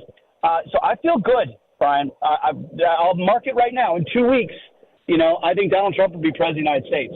I really mean that, and I don't say that trying to get ahead of myself. Yeah, I noticed that you're the person in charge of the Fox decision room, which I know a little bit about from my past days there, and I know how seriously they take it. Said that, well, we may not have answers until Saturday after the election. I was saying, I hope he's wrong. I hope he's so wrong about that. Hey, that'd be great ratings for our weekend Fox and Friends. Yeah, there you go. Well, there's always a silver lining for you, isn't there? I guess. So you say we got to take it seriously, and one thing I think we're going to look back on is that the people in charge of the RNC, when Donald Trump became the nominee and he made the changes at the RNC, they really got some things together pretty quickly. I mean, we have done a great job of getting people registered. We've done a great job of getting people to the polls in the state of Tennessee. As of today, or I guess of yesterday, already 1 million people, that's about 1/7 of the population, have voted. And I read numbers yesterday. I'm sure the numbers are higher now. 15 million people have voted early, and a lot of them are Republicans who've never voted early before. That ground game can pay off, can it? Absolutely. You bank those votes. I mean, considering what happened in key states like Arizona, where voting machines, quote unquote, went down on election day in previous elections, you can't. So I'm voting Monday. I don't like voting early. I've always voted on election day. I'm going to vote early. Why not get it banked? And here's the thing. That's why I think it could be called earlier than we think. Yes, you still have to count the votes, so that's going to take time. They don't count them beforehand, but voter registration. And so guys that are making the calls, because when calls are made on TV by the AP or by Fox, that's based on projections. Well, if you've got projections on early vote plus same day on exit polls, and the momentum is real, you could actually get earlier calls than we think, even though think about the Arizona call, which, was a really tough one. in 2020. Ultimately, that was razor thin. If it's not that close, you could get earlier calls in a lot of places. This thing could be resolved by Wednesday. Yeah, I'm not saying it will. I don't want to get too optimistic, but I think they had this feeling, Brian, for a long time. This is inevitably going to be weeks of really contentious. Could be, who knows how it'll get decided, or maybe not. Maybe the common sense of the American people will overwhelm, and it'll be a strong and clear outcome. I pray it is, because anything else could be dicey. Yeah, listen, I think you're right, but I do have again. I think when the history of this race is written, they're going to look back at one of the major things that happened, and I'm assuming we're going to have a good outcome for our side here. But one of the things that I think they'll write about is that we did get the ground game competitive, at least with what the Democrats were doing. Maybe not as good. They're really good at the ground game, and they've always been good. And we've lost elections because our ground game was not good. And I'm really pleased with the changes that have been made in that regard. You are absolutely right, Brian. Just be on the lookout. There's going to be accusations, deep fakes, whatever you want to call them. There's going to be shenanigans in the next 14 days. But you know what? A lot of that won't affect the vote because people are voting early. So, that's right. The campaign is over in a lot of places for a lot of people. It's a diminishing amount of people who are affected by new news, which is a new dynamic for sure. Yeah, I mean, they're talking about in Nevada, if the Republicans continue to show up in Nevada in rural areas like they've been showing up, that he's going to be able to call the state pretty much even before we get to Election Day. Yes. Because so many people have voted early. What an amazing situation that will be. Well, listen, amazing. Pete, listen, we're all getting excited, and I'm so glad that you are and your family are sort of absorbing, the Tennessee culture and going to Vols games. And I mean, you know what? I felt it when I came back. I wasn't born here. I was born in Texas, and I spent 31 years in Washington. But, when the moment I got to Tennessee, something just felt right about that decision. Yeah. And I'm getting the impression that every day that goes forward, you're really, really, loving the decision you made to be a part of what we do here in Middle Tennessee. Same, 100%, Brian. I wasn't born here, wasn't raised here, but we got here as soon as we could, and people have embraced us. They've been amazing. We love it. So, we're going all in. All right. We'll talk to you next week then. Thanks a lot, Thanks, Pete. Brian. You got it. Always a pleasure. Let's call it 50 minutes now, past the hour of 4 o'clock on Super Talk 99.7.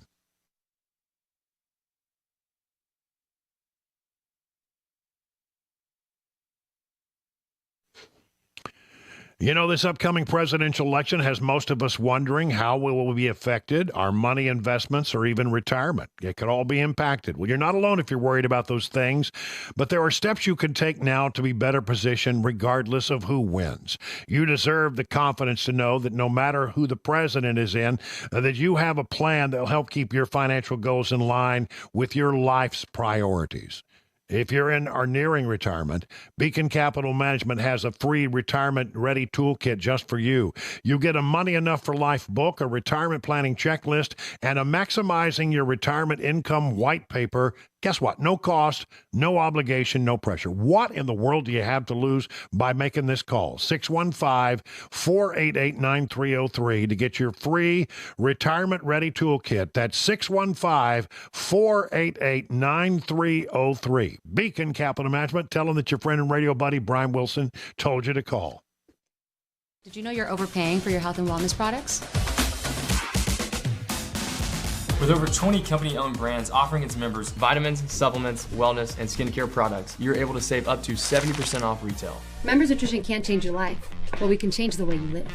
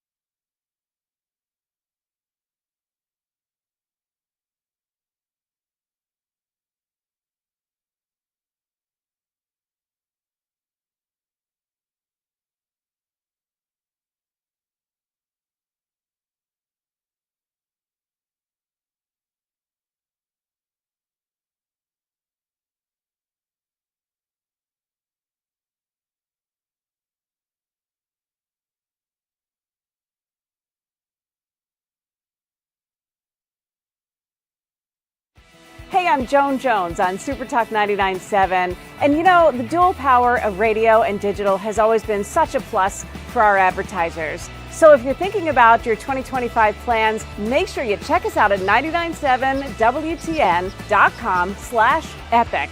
Go there now. Did you know you're overpaying for your health and wellness products?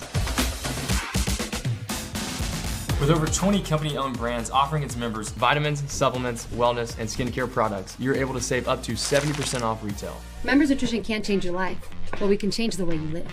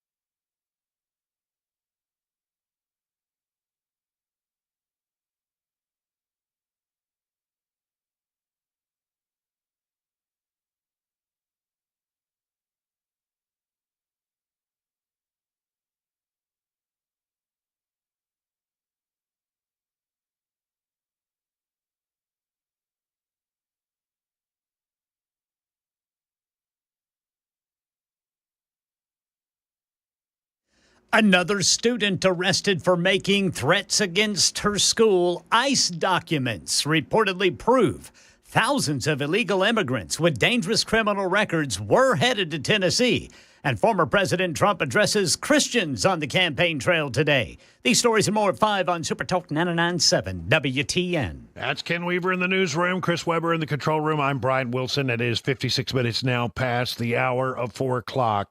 Question about CBS. They're still coming under fire for that 60 Minutes interview they did with Kamala Harris. Now, I thought that the questions that were asked were pretty hard questions. But there's a real question about was she given a redo on one question, which is something you generally do not allow in an interview. From the Federalist, is CBS refusing to release its full Kamala 60 Minutes interview because it let her redo her answers? That would be a real slam against the organization. There are only two possibilities pertaining to that 60-minute interview in which at least one of Vice President Kamala Harris' answers to a critical question was edited in her political favor. Either Kamala's handlers insisted upon redoing some of her comments, or the program unilaterally assisted in cleaning them up on its own. Whichever possibility reflects reality, they believe CBS is now engaged in a cover-up until CBS makes a full transcript and video of the interview available. There's a strong case that the outlet made what really amounts to an in-kind donation to Kamala's campaign. The network on Sunday released a statement denying accusations of deceitful editing, but one way or the other, the questions remain, and no answers are coming. Why not just put out a complete, unedited transcript? I'll tell you somebody who knows. There's a correspondent who knows. There's a producer who knows. There are at least two camera people and one sound guy who knows. There were people in the room who can answer this question. 57 minutes now past the hour of 4 o'clock.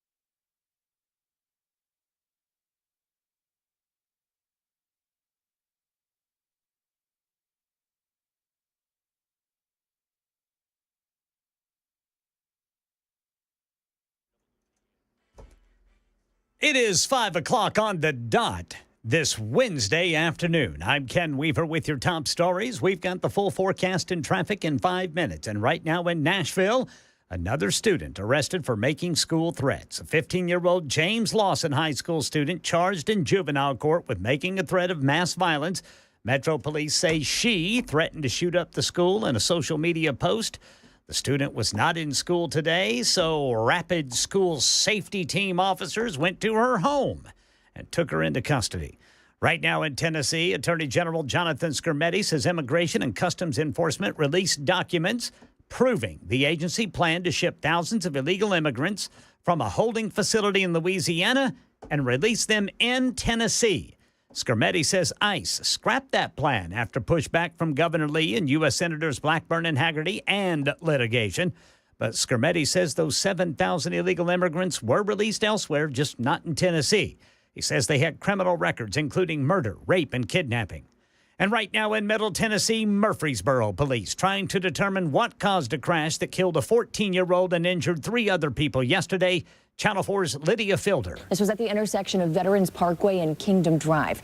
Police say 3 teenagers, 2 14-year-olds and a 16-year-old driver in a sedan, collided with a 47-year-old driving an SUV. They say the SUV driver was trying to turn left onto Veterans Parkway, right into the path of the sedan. Those cars collided. Both were badly damaged. The teens are Blackman High School students, Murfreesboro police say, and were coming back to school after going to that state volleyball tournament at Rockvale High School. The 16-year-old driver, 14-year-old backseat passenger, and SUV driver were all taken to the hospital. They are expected to survive their injuries. But that 14-year-old who was in the front seat of the teenager's car did not survive. Police are trying to determine if excessive speed and other possible factors played a role. Election 2024. Stephen Portnoy says former President Trump campaigning today in the Peach State. The former president spoke at a gathering of Christian supporters in Zebulon, Georgia. People are being persecuted, people of religion. Trump vowed to back any Israeli retaliation against Iran, and he said this of President Biden's view of it. They said to him, are you okay with what they're doing? Well, I don't want them to attack the nuclear, and I don't want them to attack the oil. I said, really? That's sort of the opposite. Trump says the Biden era has left his supporters energized. It's been a horror show. That is the latest news. Traffic and weather next. I'm Ken Weaver, WTN News.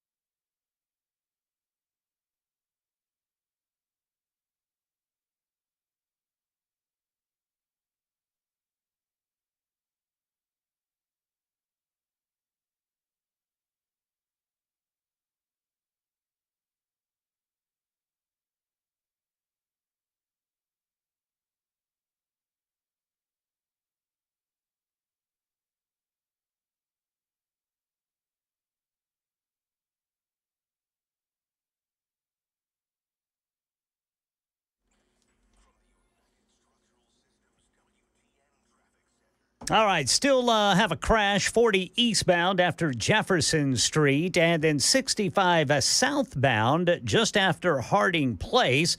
We're still trying to get back up to normal speed if you are eastbound Lebanon Pike. That is still bumper to bumper from Hermitage all the way to downtown. That's where people were trying to avoid 40 when there was a crash just east of Stewart's Ferry Pike. That crash there has been cleared. Traffic every 10 minutes every morning on Super Talk 99.7 WTN.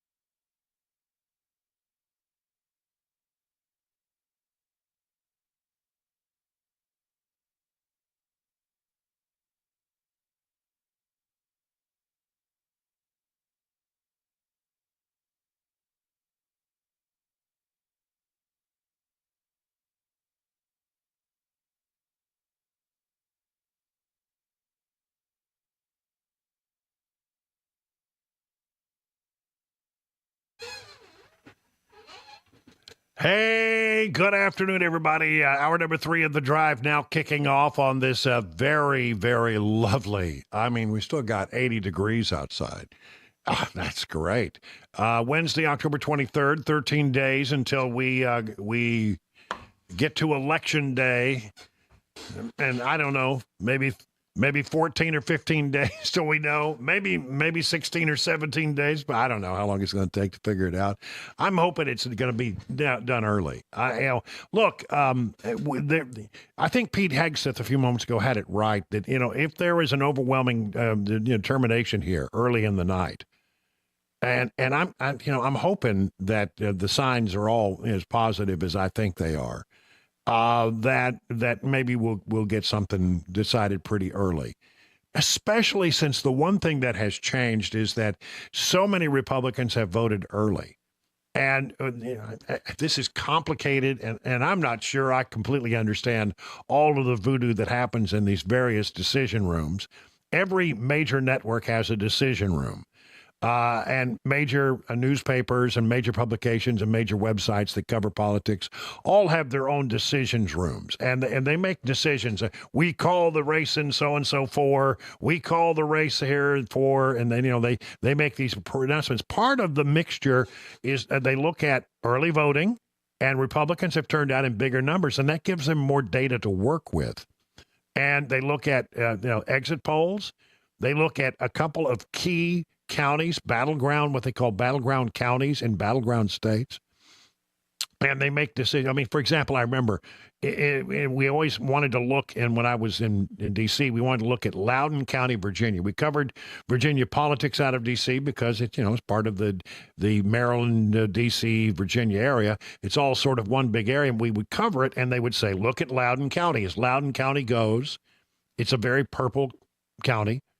That's probably a good indicator of how the state is going to go. There are these what we call bellwether counties within these states. And so they'll be looking at all of that. And if the signs are all good and positive, then he may be right. We may be calling some of these races a little sooner rather than later. I'm hoping that's going to be the case. Again, it's 13 days till the election. Democrats are absolutely panicked. I read these headlines. I'll read them again very quickly. Some of the stories that are popping up on my radar screen today all have a similar theme to them. Democrats growing more anxious over deadlocked race. Reports and polls, Dems getting very nervous about 3 major battleground states. They're talking about the Rust Belt states that are part of the, that's Michigan, Pennsylvania, and Wisconsin. Famed polling guru Nate Silver's gut says Donald Trump will win. Now, the Democrats, they love them some Nate Silver. And when he says that, it's his gut feeling, makes you a little nervous, doesn't it? If you're a Democrat. It doesn't make me nervous. So, all these things are coming together. I've got numbers here. Let me just give you the latest so that we can sort of understand what the backdrop is. The betting odds right now, the people who are putting money down on this race say have come to here are the odds. A 60.9% chance that Donald Trump wins, a 37.6% chance that Harris wins. When people put their money on it, you should pay attention. I can tell you that in 2024, today, Harris leads Trump in the Real Clear Politics general election average by 0.7. But compare and contrast that with 2020 when Biden won. Biden led Trump in that Real Clear Politics general election average, that same average, by more than 8 points. So she's at 0.7 right now, and Biden in 2020 when he won was at +8. So looking at it another way, Trump is 5.2 points ahead of where he was in 2020 in the battleground average, and he is 6.8 points ahead of where he was in 2020 in the general election. This is looking a lot like 2016. Again, who knows if they got the pollsters have it right. They feel like they've made some adjustments. They think maybe they've gotten it. But there is just one thing that's undeniable. The polling data, not one poll, but I mean all the data looked at together, there has been an absolutely undeniable trend toward Trump and away from Harris, but it's still all within the margin of error. That's the thing that makes you nervous. Have the pollsters gotten it right, or do they have it wrong? Well, it's one of those things we'll never know. But the one thing I think you can draw, the trend is toward Trump, and you'd want it to be that way. If you're a Republican, you'd want that to be what was happening as it's happening. So this is a good trend. The trend is your friend, and the trend is headed in favor of Donald Trump. So it's against all this backdrop of positive talk about Republicans and Democrats freaking out. Nate Silver saying his gut tells him that Trump's going to win. All of that is the backdrop against what happened today when Kamala Harris, who's no longer out on the campaign trail, she's back in Washington. She comes to cameras and she starts to talk about Donald Trump and Hitler. Now, I'm going to try to break this all down for you. There's an article in The Atlantic, which is a very, very left-leaning newspaper, or magazine, actually. And it says that Donald Trump has said things to people about admiring Hitler and that he wanted generals that were like Hitler's generals. Now, the campaign is absolutely denying this. Harris overstates what the article says and what other people are reporting because this is all attributed to General John Kelly, who was once his chief of staff. But they're stating that he said it outright, and I can't find evidence that he said it. That there is evidence that some people unnamed claimed that he said it in their presence. But the person who's being attributed to this is General John Kelly, and I can't find in the Atlantic article and other articles about this, I can't find any evidence that he actually said that. Somebody else said that. Now, here we go. I'm going to try to stop and start this Harris comment to sort of bring perspective into what she's saying. Donald Trump's former chief of staff, John Kelly, a retired four-star general, confirmed that while Donald Trump was president, he said he wanted generals like Adolf Hitler had. Now, I can't find it where John Kelly confirmed that. I've looked at the story. It's about a 24-page story. I've gone through it. I can't find where Kelly confirmed it. It's attributed, according to some reporting, to other people whose names are not given. In other words, anonymous sources. But here you see Harris just attributing it directly to John Kelly. Donald Trump said that because he does not want a military that is loyal to the United States Constitution. He wants a military that is loyal to him. Well, I don't know that he wants somebody who is not loyal to the Constitution. I think what he wants is when you're the commander of chief and you turn to your general and you say, do this, make it so, you expect that it's going to be made so, or they come back and tell you, why they couldn't. In other words, unless they are unlawful orders, then you expect your generals to salute and execute. You are, after all, the commander-in-chief. You are their civilian boss. You and the civilian boss, who is the Secretary of Defense, and the generals are supposed to carry out these orders. And there have been cases where generals did not carry out the orders, that they disagreed. I'll give you one example. On January 6th, Donald Trump said, let's put 10,000 National Guardmen in town. You have full authority to do that. Make it so. And they didn't do it. It could have been a whole different day had they done that, but they chose, well, we don't like the optics of it. They got queasy about the order. It was not an unlawful order. It was a lawful order, and they decided that they knew better and did not follow through on the orders from Donald Trump.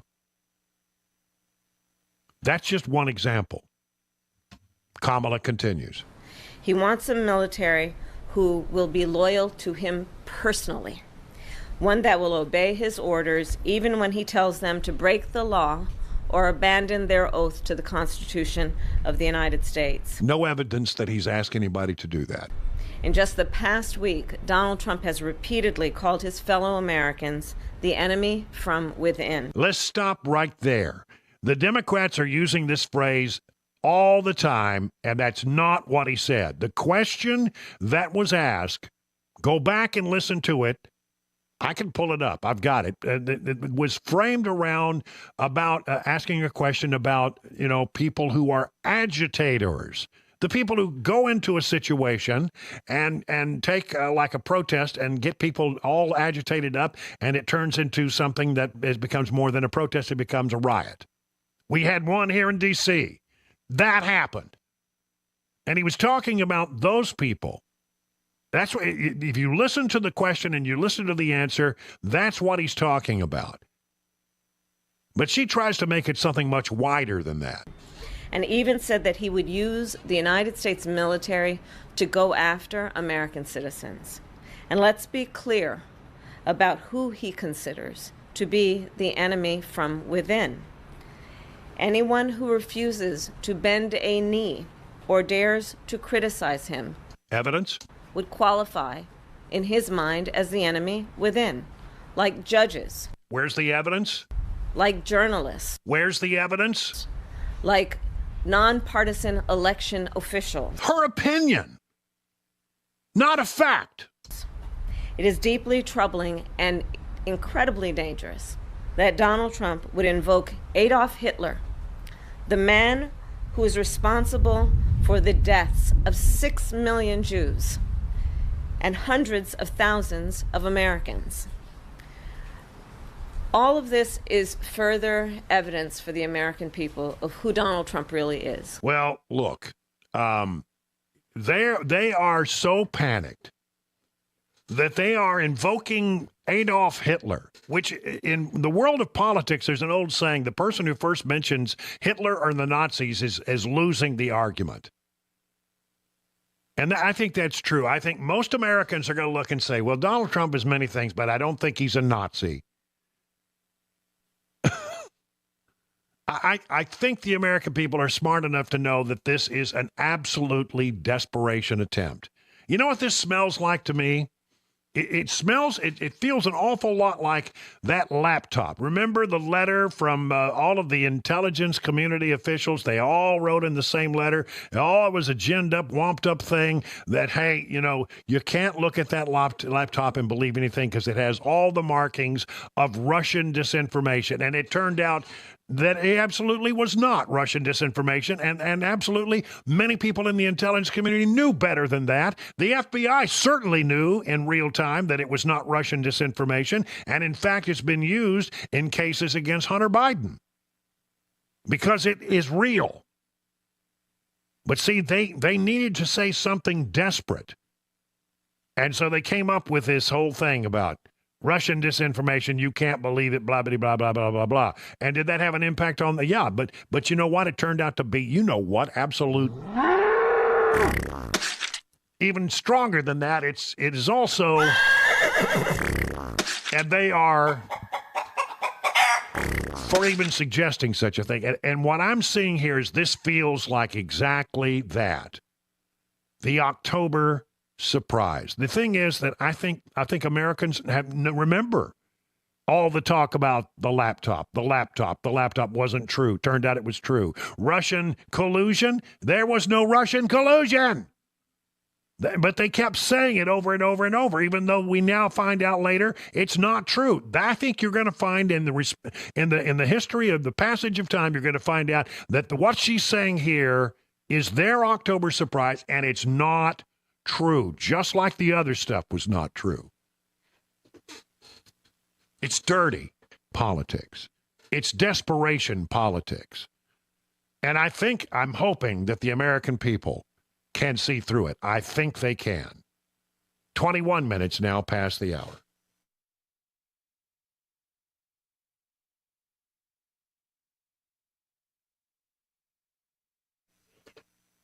You know, one of the number one questions I get from listeners is, how can I get in the conservative fight? Well, it's critical to know where your dollars are going. Most credit cards, some of them that you have in your wallet right now, are funneling millions to the left. But now you have a choice. Coin is America's conservative credit card. You earn cash back while fighting the liberal agenda. Apply now at coin.com. Let me spell that for you, a little unusual. COIGN.com. Coin.com. Now, terms apply. Go to coin.com/disclosures for full details. I've got one in my wallet. You get one in yours. Did you know you're overpaying for your health and wellness products? With over 20 company-owned brands offering its members vitamins, supplements, wellness, and skincare products, you're able to save up to 70% off retail. Members Nutrition can't change your life, but we can change the way you live.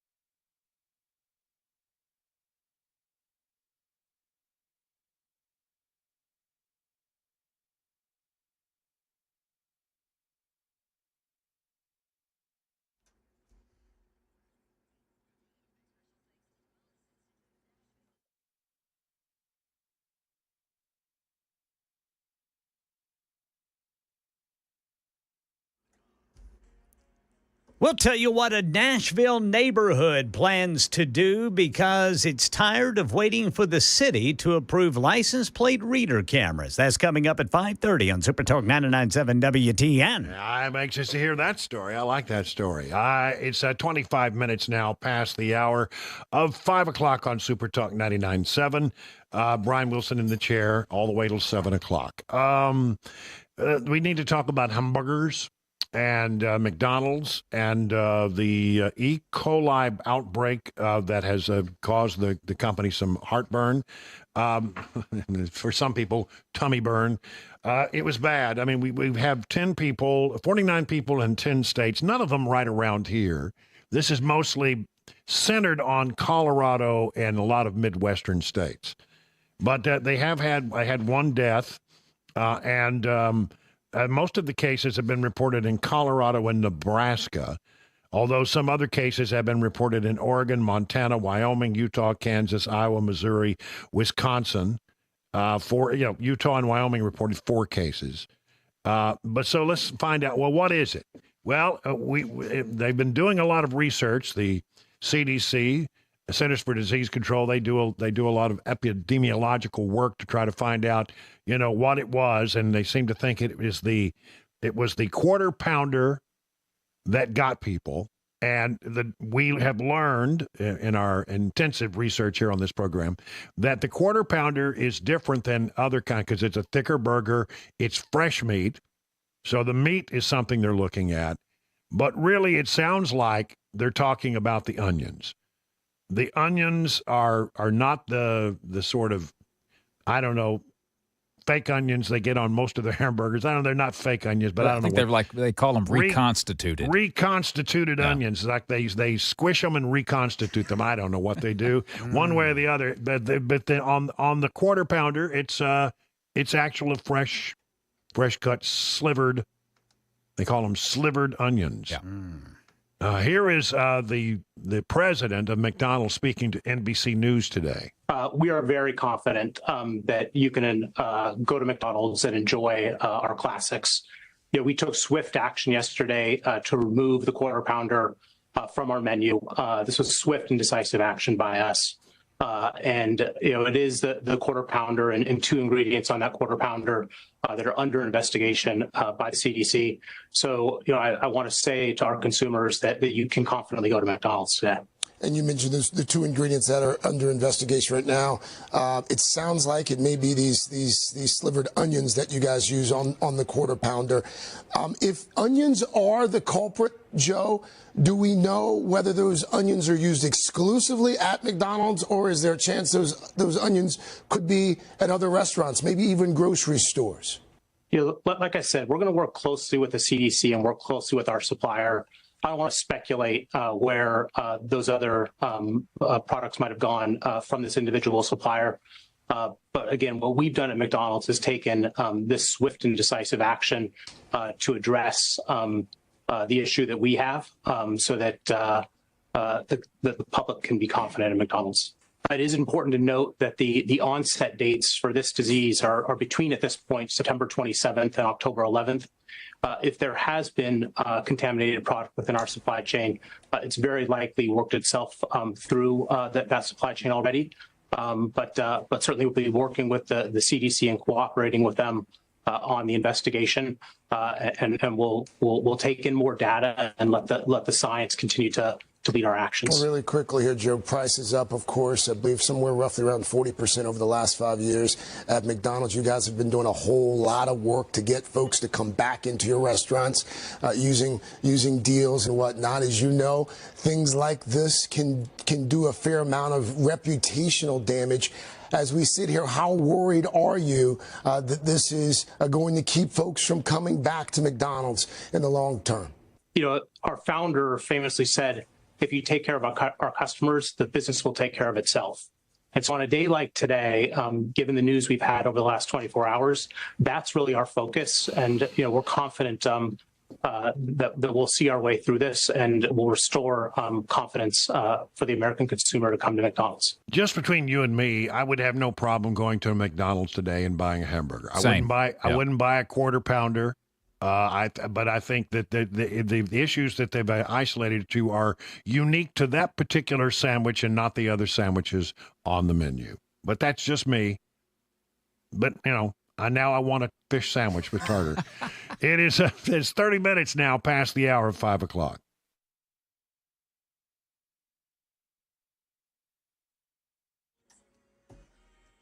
.30 on the dot. I'm Ken Weaver with your top stories. Full forecast and traffic in 5 minutes. And right now in Nashville, one neighborhood says it plans to install license plate reader cameras on its own.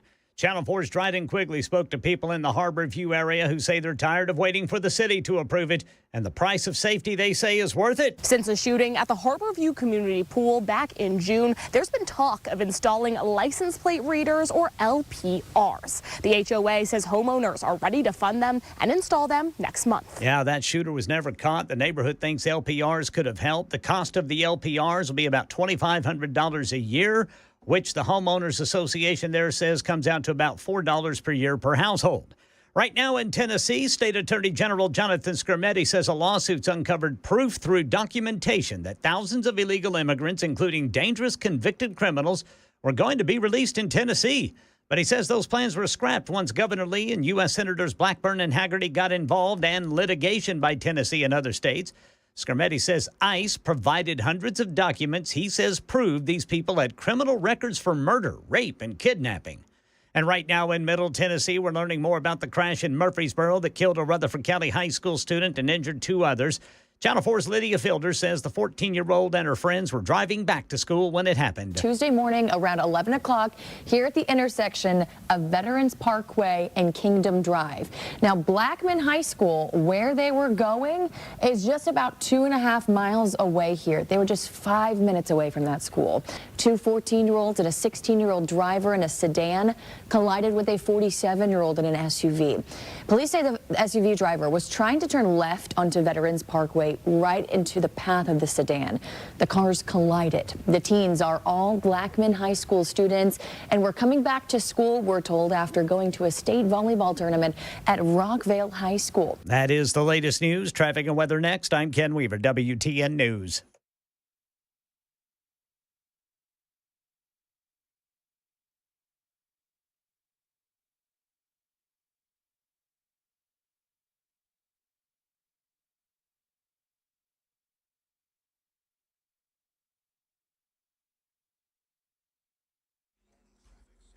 Couple of crashes getting in the way. We've got 40 eastbound after Jefferson Street, then 65 northbound right after Wedgwood Avenue.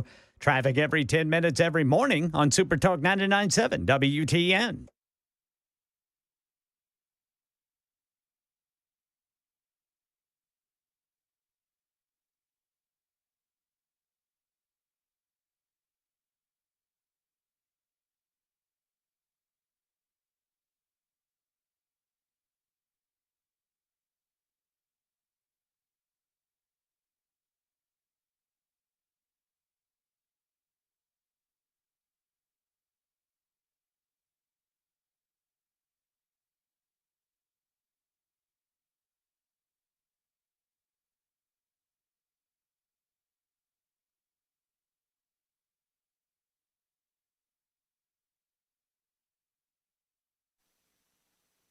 Have you heard about the item that Costco keeps running out of? Gold bars. They can't keep them in stock. Gold's breathtaking surge this year to repeated record highs hasn't stopped the bullion from flying off the shelves. Gold is not only one of the best performing commodities, but it also means that it's outperforming other assets like stock and bonds. The surge has been driven by its appeal as a safe haven asset in times of geopolitical and economic uncertainty. You know where you can get gold when Costco doesn't have any? From my friends at Nashville Gold & Coin. They sell the same high-quality products as Costco and other national online retailers. They will not overcharge you, and as a bonus, you'll be supporting a locally owned business. Kyle and Hannah are true experts, and you can count on top-of-the-line personalized customer service. Nashville Gold & Coin is the best place to buy gold in Middle Tennessee. You'll be dealing with experts, well, instead of some random store clerk with zero knowledge about precious metals. Make an appointment today with Nashville Gold & Coin. Go to NashvilleGoldandCoin.com. Did you know you're overpaying for your health and wellness products? With over 20 company-owned brands offering its members vitamins, supplements, wellness, and skincare products, you're able to save up to 70% off retail. Members Nutrition can't change your life, but we can change the way you live.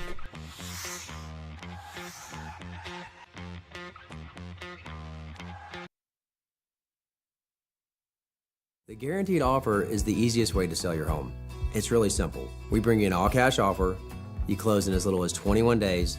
No home inspections, no lock boxes, no open houses. Go to markspain.com to get a guaranteed offer and start packing.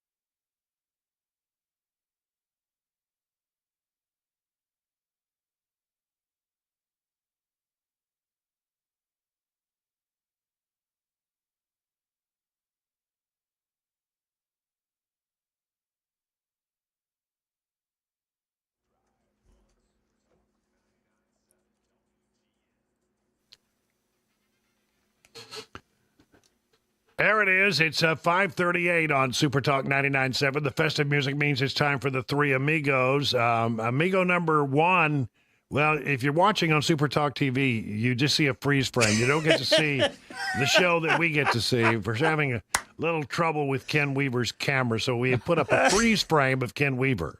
Well, it might be as old as old Bill Field. Yeah. Yeah. He's number one. What'd you say? He's looking a little stiff? Looking a little stiff, yeah. He's usually much more animated than that. There's Chris Weber in the control room. He's Amigo number 2, and I'm Amigo number 3. Together we make up the three Amigos. And the idea is that we bring a story, and then we talk about it, and, maybe we'll get through all of the stories, or maybe we'll get diverted. Who knows? You can never predict what's going to happen during the three Amigos. No, sir. It's hard to know. I want to go first. Go ahead, Brother Brian. You know. German police say that they have busted up a big drug ring. And what would happen is apparently it was based around a pizzeria. They had a very really good selling pizza. I bet. But apparently if you asked for item number 40 on the menu, you got pizza and cocaine. Ooh. Double trouble. That's right. He said the police were first tipped off by suspicious food inspectors in March. They began observing the restaurant. They soon discovered that pizza number 40 was so popular that they couldn't figure out why. And it turns out they were selling pizza and cocaine. So they busted him. They busted the apartment of the pizzeria manager, and he threw out his window bags of drugs. But the police officers were standing right below the window to catch them. The bounty included 1.6 kilograms, or about 3.5 pounds of coke. Wow. 400 grams of cannabis, and about $290,000 in cash. Wow. So they released him from detention after a few days. he reopened the business and started selling pizza number 40 again.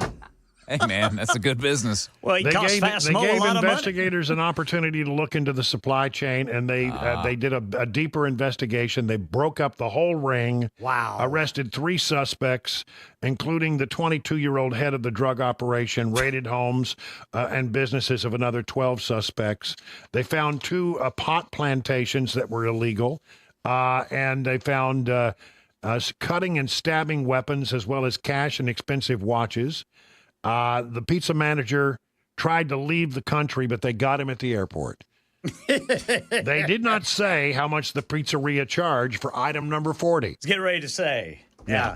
Extra cheese, please. You know, I'm going to tell a story, and I'm going to protect the name of the potentially guilty party because I could never prove it. When I was a young reporter in my hometown, I tried to find there was a drive-through restaurant, and the rumor was that you could drive through the restaurant if you said the right word when you made your order at the little speaker, that they would put your food and a dime bag of, I guess, or what do you call it, a lid of marijuana. A lid? In the back. That's what they called it back in the 60s Really? and 70s. A lid. That was the old Never heard saying. that. Yeah, and so you would get your food, but they would stick it in there, and they were selling pot like crazy. I bet they out of this. It was a very popular restaurant. Oh, yes. Very popular drive-through. I could never get it locked down. I could never break it open. But I've seen things where in restaurants, I watched this happen one time. Watching in a restaurant, guy would come to the table, and the guy would say, they would say something to the waiter, and the waiter would take their order, and I would see an exchange of money, and he would hand them the keys. And then the customer would go out to the parking lot and then come back. I assuming that they were getting in the trunk and taking some drugs and then returning the keys and you would never know what was going on unless you happened to be paying real close attention. Yeah. Well, I mean, you've seen news stories over the years where people say, I went through the drive-through at such and such, and in the bag there was, there was marijuana or whatever. And that's probably they just gave that special order to the wrong customer. Yeah. So the person was like, "What is this? I didn't order this." That's risky business, man. I mean, think about how many steps you have to have covered there. Oh, Everybody would have to be in on it. Exactly. Right? Yeah. Exactly. Yeah. So, heck, the only thing I ever got from a pizza joint whenever my buddies worked there in high school, I could just say, "Hey, it's Weave." I'd go pick up my pizza, and I swear it'd weigh about 15 pounds. They put a big, they load really it up. load you up. Oh, they'd load me up, man, for about $10. I freaking loved it. Yeah. Nice. It's hard to go wrong with pizza. Yeah, you really can't. You can mix it all together. That's sort of what I want tonight for dinner. I'm gonna call up a pizza place and see if they have a number 40. And just see what they say. You got a pizza number 40? Yeah. All right, so that's my story today. All right, well, I've got a story that involves a pizzeria as well, so I'll go next. Well, we got a theme going here. Yep. We do. A little bit of a theme. This comes from Austin, Texas. Fox 7 Austin reports this one, that a gentleman named Richard Curtis, a 19-year-old, walked into a Marco's Pizzeria in Austin on a Thursday evening and approached the employee at the counter. He slid the worker a note and said, "Don't say shh." Don't what? Don't say shh. Okay. I can't say the rest of it. Shiite. Yeah, there you go. Empty the drawer. And then he showed the employee a gun in his waistband. Ooh. Well, the quick-thinking employee jumped across the counter, grabbed the suspect, put him in a chokehold while his coworker called the police.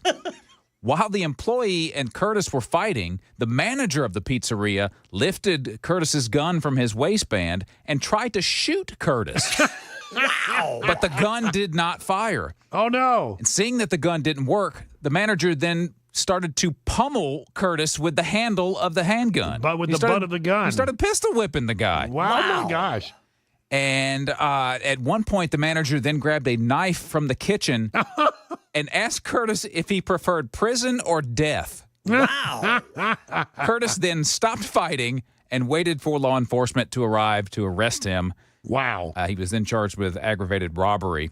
And one employee was injured and treated for a head wound later on. I don't know. I'm assuming it was during the scuffle while this guy was fighting. But I've seen the mugshot of this guy. He had some big old knots on his head. I'm telling you, that guy really whomped him with the handle of that gun. Well, you know, sometimes, like in convenience store owners or managers have done that. They've protected people who ask them for money, and then they'll go after them and they'll stop them. Yeah. And then they get fired. Yep. Yeah. Because, they always say it's better not to fight, just give up the money. Yeah. Yeah, but apparently that was not the MO there at the what was the name of the pizza the place? Marco's Pizza in Austin. Well, then listen, remind me never to go there. I mean, I just sound like those guys are pretty rough. They mean business. Sounds like the thief actually called 911. Yeah, he probably wish he would have before he got call pistol 911. whipped. They're beating the crap out of me. That's right. Goodness, man. All right, boys. Well, I've got one for you. All right. Poor sleep quality linked to accelerated brain aging.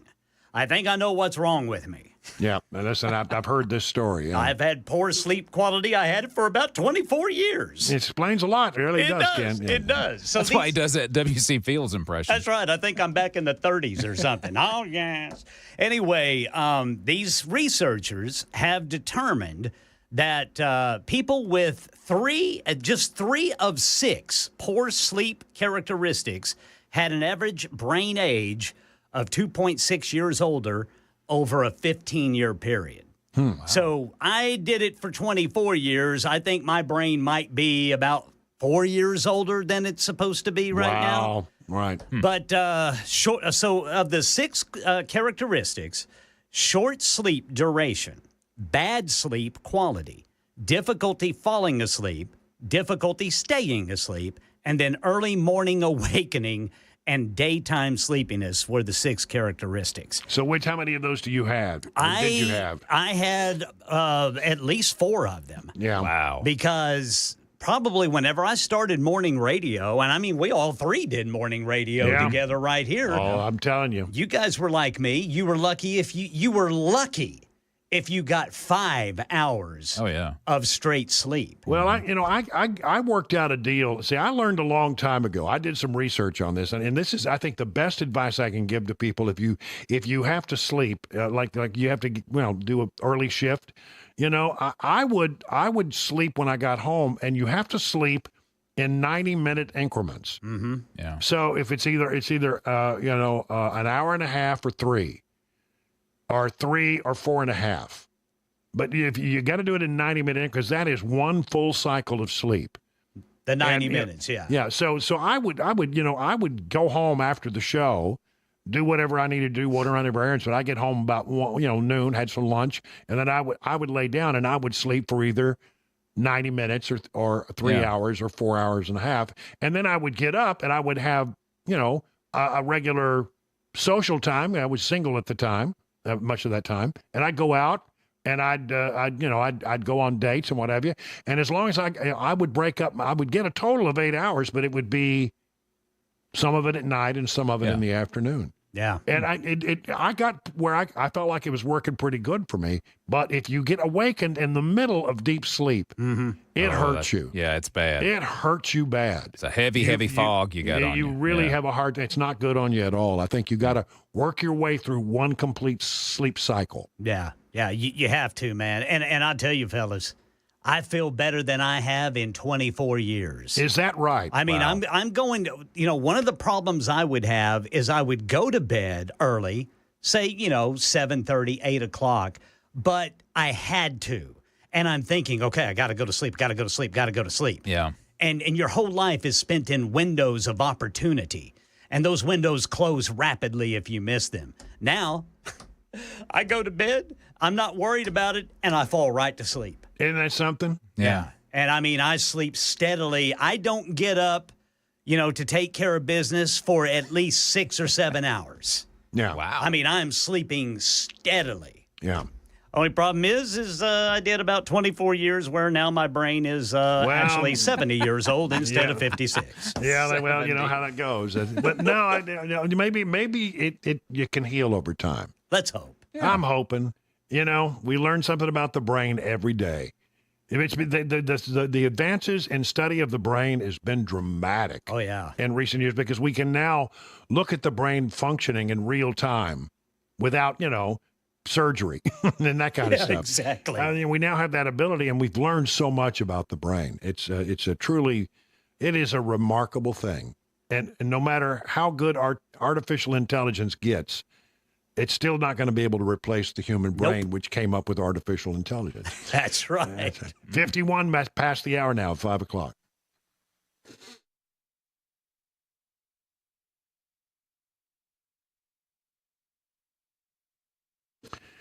Do you know you're funding America's future, and it's not the future you want for you or your kids? Most major credit cards funnel millions to liberal causes and candidates and hoping that you don't notice. You probably have one of those credit cards in your pocket. Take a stand and get woke out of your wallet. Coin is the conservative credit card. You earn cash back while advancing a conservative future. Apply now at coin.com. Let me spell that. It's an unusual spelling. COIGN.com. Coin.com. Terms apply. Go to coin.com/disclosures for full details. Did you know you're overpaying for your health and wellness products? With over 20 company-owned brands offering its members vitamins, supplements, wellness, and skincare products, you're able to save up to 70% off retail. Members Nutrition can't change your life, but we can change the way you live.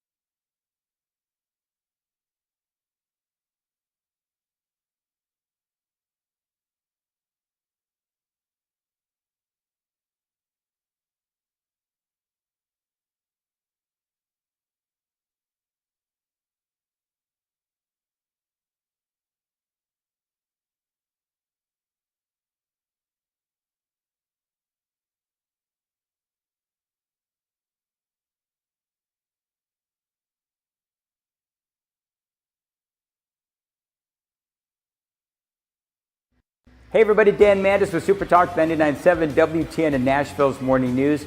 Right now, we are bringing results for our clients using both our radio and digital assets. 2025 is going to be a huge year, not only here in Tennessee, but of course, across America. If you want to jump on board, again, we're offering great incentives. Find us online, 997WTN.com, and let's talk.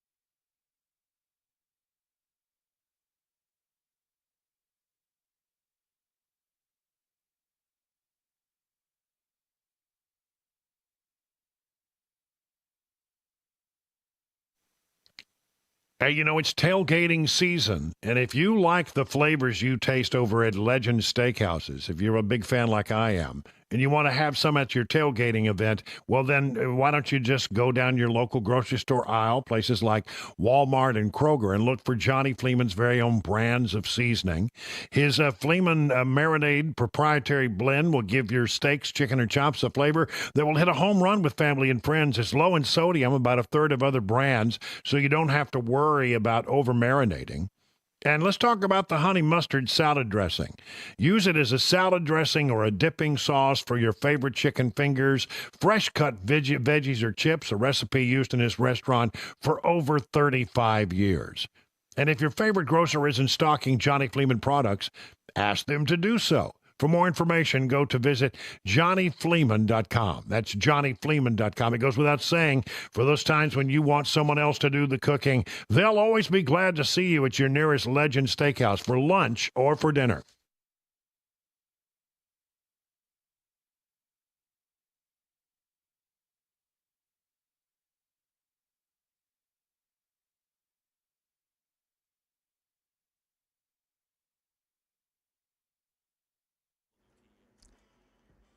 Six o'clock on the dot. I'm Ken Weaver with your top stories. Got the full forecast and traffic coming up in 5 minutes. Well, a Nashville neighborhood says it plans to install license plate reader cameras on its own. Channel 4's Dryden Quigley spoke to people in the Harbor View area who say they're tired of waiting for the city to approve it, and the price of safety, they say, is worth it. Mary Beth Russell has lived here for more than 20 years. She says license plate readers are a great idea and that having them would both deter criminals and help them get caught faster. I love it. I think it's great. This is a big cut through. A lot of people cut through our neighborhood, to cut off the lights and all that. So, and there's also a lot of car break-ins around here. The community is going to buy the cameras from Flock. Each one will cost about $2,500 per year. The board estimates that would be a little more than $4 a month for each household. Right now in Tennessee, Attorney General Jonathan Skrmetti says a lawsuit has uncovered proof that ICE was going to release thousands of illegal immigrants with criminal records into Tennessee. A news release has documents attached that claims to show coordination between ICE, Nashville city officials, and an unnamed Tennessee nonprofit immigration organization to arrange for the mass release of detainees held at an ICE facility in Louisiana. They had criminal records like murder, rape, and kidnapping. The news release claims ICE wanted to send 7,000 illegal immigrants housed in that facility to Tennessee, but Governor Lee and U.S. Senators Blackburn and Hagerty and litigation by Skrmetti's office and other states stopped that. However, Skrmetti says those immigrants were released elsewhere. Election 2024, Vice President Kamala Harris calling the media to her Washington home this morning after the New York Times published former White House Chief of Staff John Kelly claiming former President Trump spoke highly of Adolf Hitler. Donald Trump is increasingly unhinged and unstable. And in a second term, people like John Kelly would not be there to be the guardrails against his propensities and his actions. Well, the Trump campaign has responded, saying Kelly has, quote, beclowned himself, and the story is a fabrication. The housing market cooling significantly, according to a report. Here's Sherry Preston with some numbers. Sales of previously owned homes in the U.S. slowed last month to the weakest annual pace in nearly 14 years. And that's even though mortgage rates have been going down and inventories of homes for sale have been going up.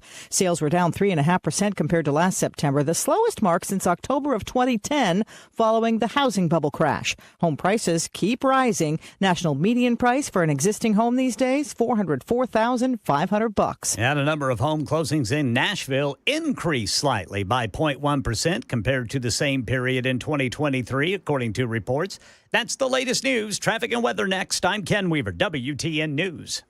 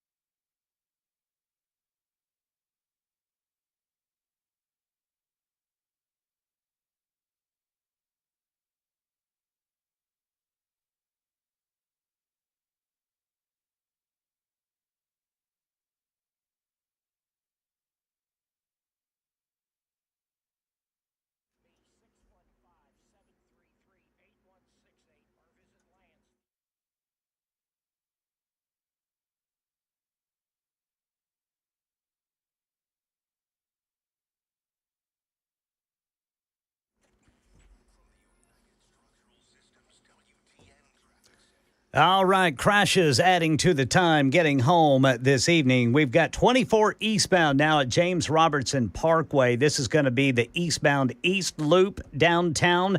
40 westbound at White Bridge Pike and Briley Parkway. Got a crash there. And then in Madison, 65 southbound right before Briley Parkway and Ellington Parkway. Traffic every 10 minutes every morning on Super Talk 99.7 WTN.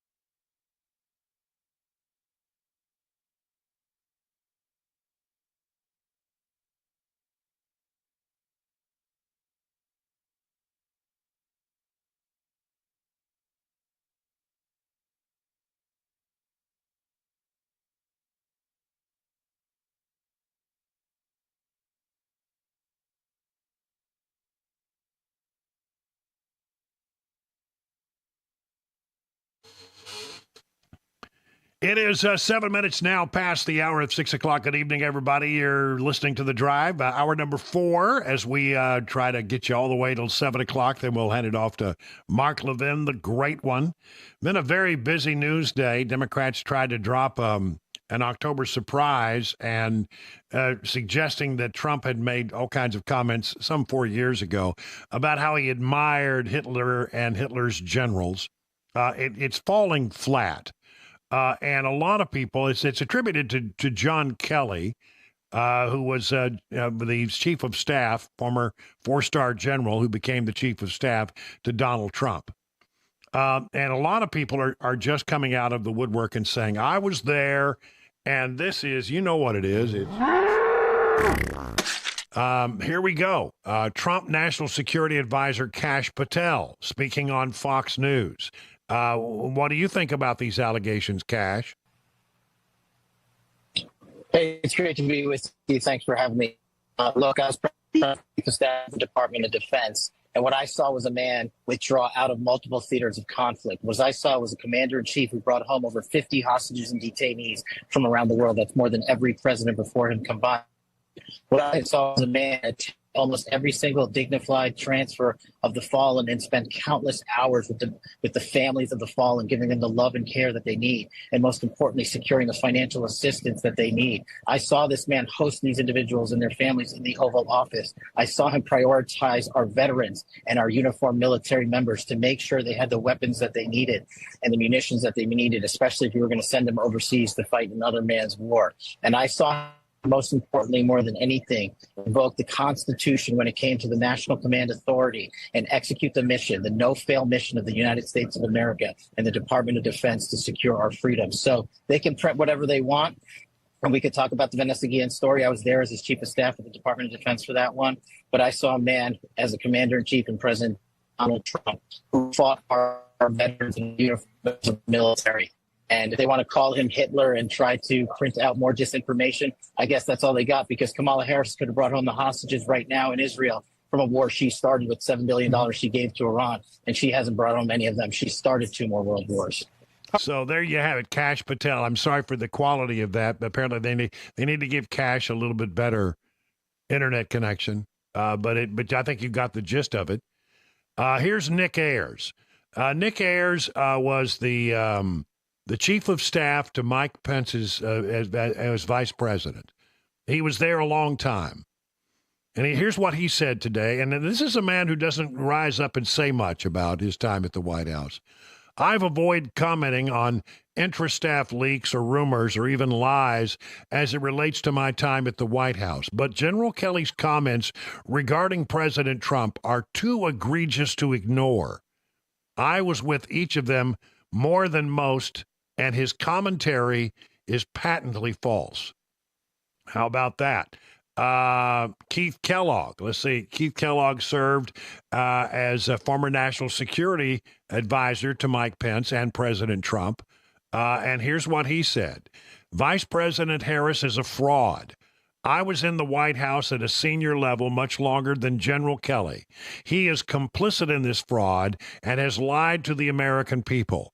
His lies, as well as John Bolton's lies, are a disservice to this nation at this critical time. So are the vice presidents, talking about Kamala Harris, not Mike Pence. So a lot of people are knocking this down. And I'll tell you, I'm seeing a lot of reporters. You know, what happens is that this is all based on an article in the very left-leaning Atlantic. And there, of course, are many left-leaning organizations, news organizations that are going to go out there and report this in the very worst light. But of the news organizations that I have some respect for, and not all of them are particularly known as right-wing organizations, I am noting that they are pulling back from the most the ugly things that were said or alleged by Vice President Kamala Harris. They are not, because as I look at the actual article, I think that Vice President Kamala Harris has overstated what it is that John Kelly has said, and the attributions are a little fuzzy for me. And I think anybody who looks at that article and does an honest look at it can see that it's a hit piece and that they're playing sort of fast and loose games. And a cursory reading of it, you might get one reading. But if you look at it closely and the way that quotes are attributed, I got some real concerns about that story. And I'm talking, and I've noticed that a lot of people are really downplaying it. So it's sort of, you know, the Democrats were hoping this would land with a thud, and or land with a boom, and I think it landed with a thud. Not really. People are not really jumping for the stuff. And you know what? You got to give those news organizations that are taking their moment to look at this a little credit.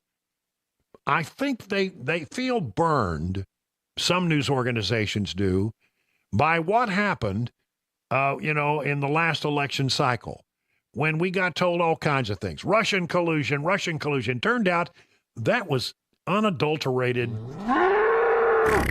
We got told that the laptop, you can't believe anything you read in that laptop about Joe Biden and Hunter Biden, because, excuse me, you can't believe anything in that laptop because it has all the markings of Russian disinformation. It wasn't Russian disinformation. We now know that, and I think a lot of people are looking at that and say, well, if this is the game that Democrats play, maybe we ought not bite this time because we look pretty damn stupid when we went with those stories and then we had to walk them back. No reporter, no news organization wants to walk back a story. So I think they're approaching this with a little bit of skepticism, and I think that skepticism is well justified. So there you have it, the latest on that.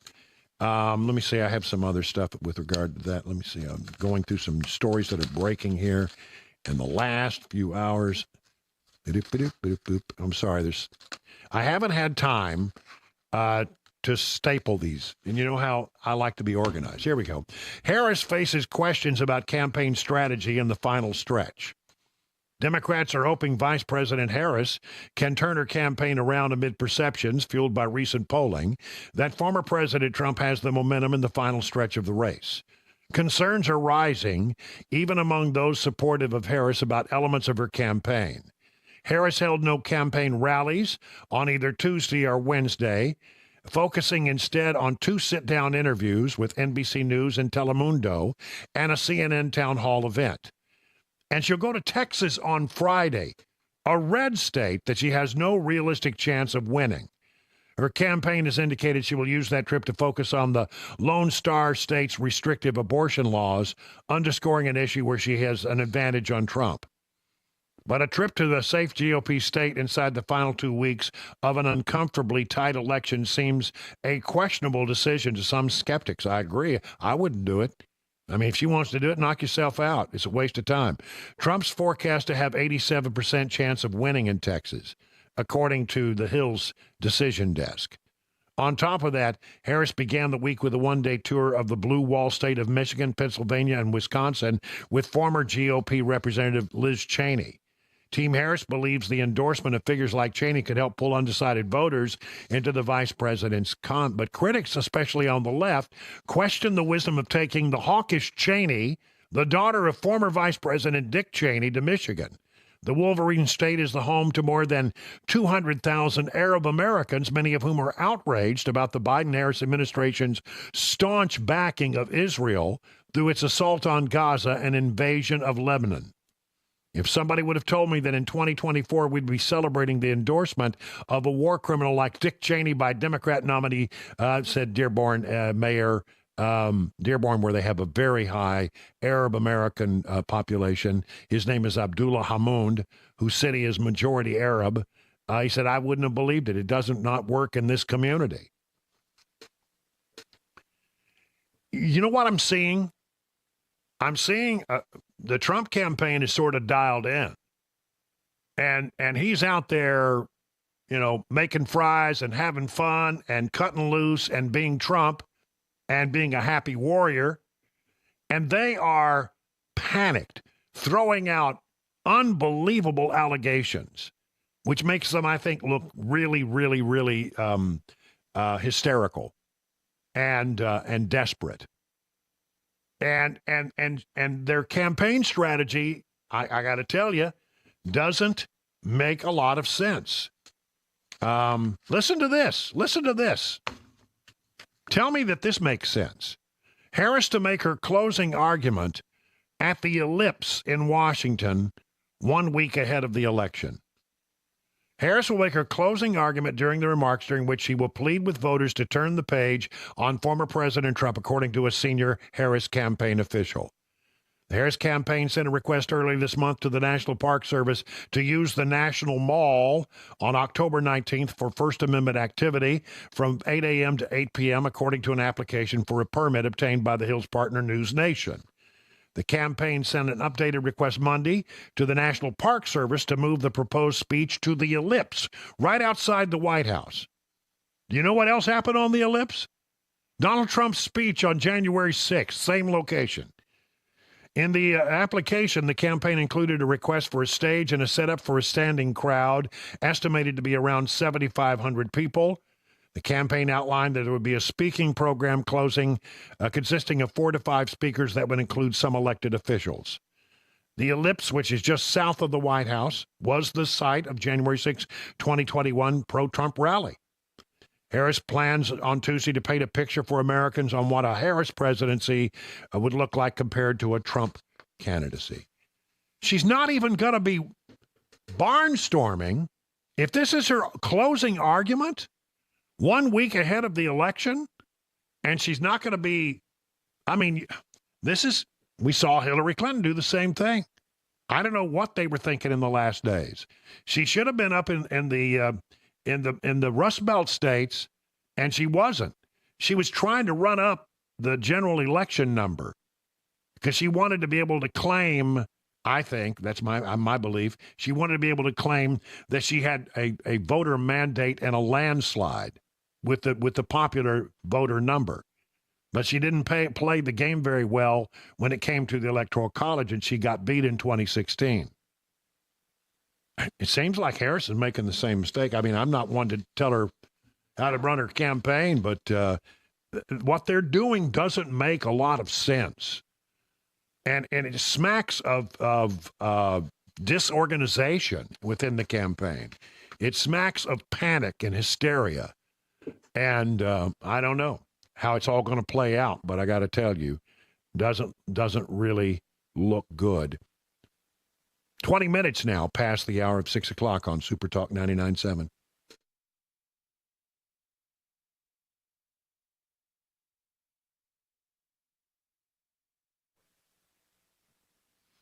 Eurofix has a very different business model and philosophy. They staff all their locations with more staff than the average auto repair shop, so they can be ready when your emergency pops up out of nowhere. Have you ever noticed how hard it can be to get a right now appointment for vehicle repair? Some dealers, you can wait more than 2 weeks just to get your car in. Now, not at Eurofix. Eurofix have been offering quality repairs that beat the dealer without dealer pricing since 1999. Plus, a 3-year nationwide warranty and the staff to fix your car now. If you're tired of waiting forever to get your car in the shop, why don't you call Eurofix? Owner Aaron Stokes says we will never be too busy for our customers. We are here to take their pain away and take it away now. Eurofix repairs all European cars, and Eurofix says yes to speedy repairs when others can't or won't. Family owned for 24 years. Call 844-EUROFIX or visit myEurofix.com. That's myEurofix.com. Did you know you're overpaying for your health and wellness products? With over 20 company-owned brands offering its members vitamins, supplements, wellness, and skincare products, you're able to save up to 70% off retail. Members Nutrition can't change your life, but we can change the way you live.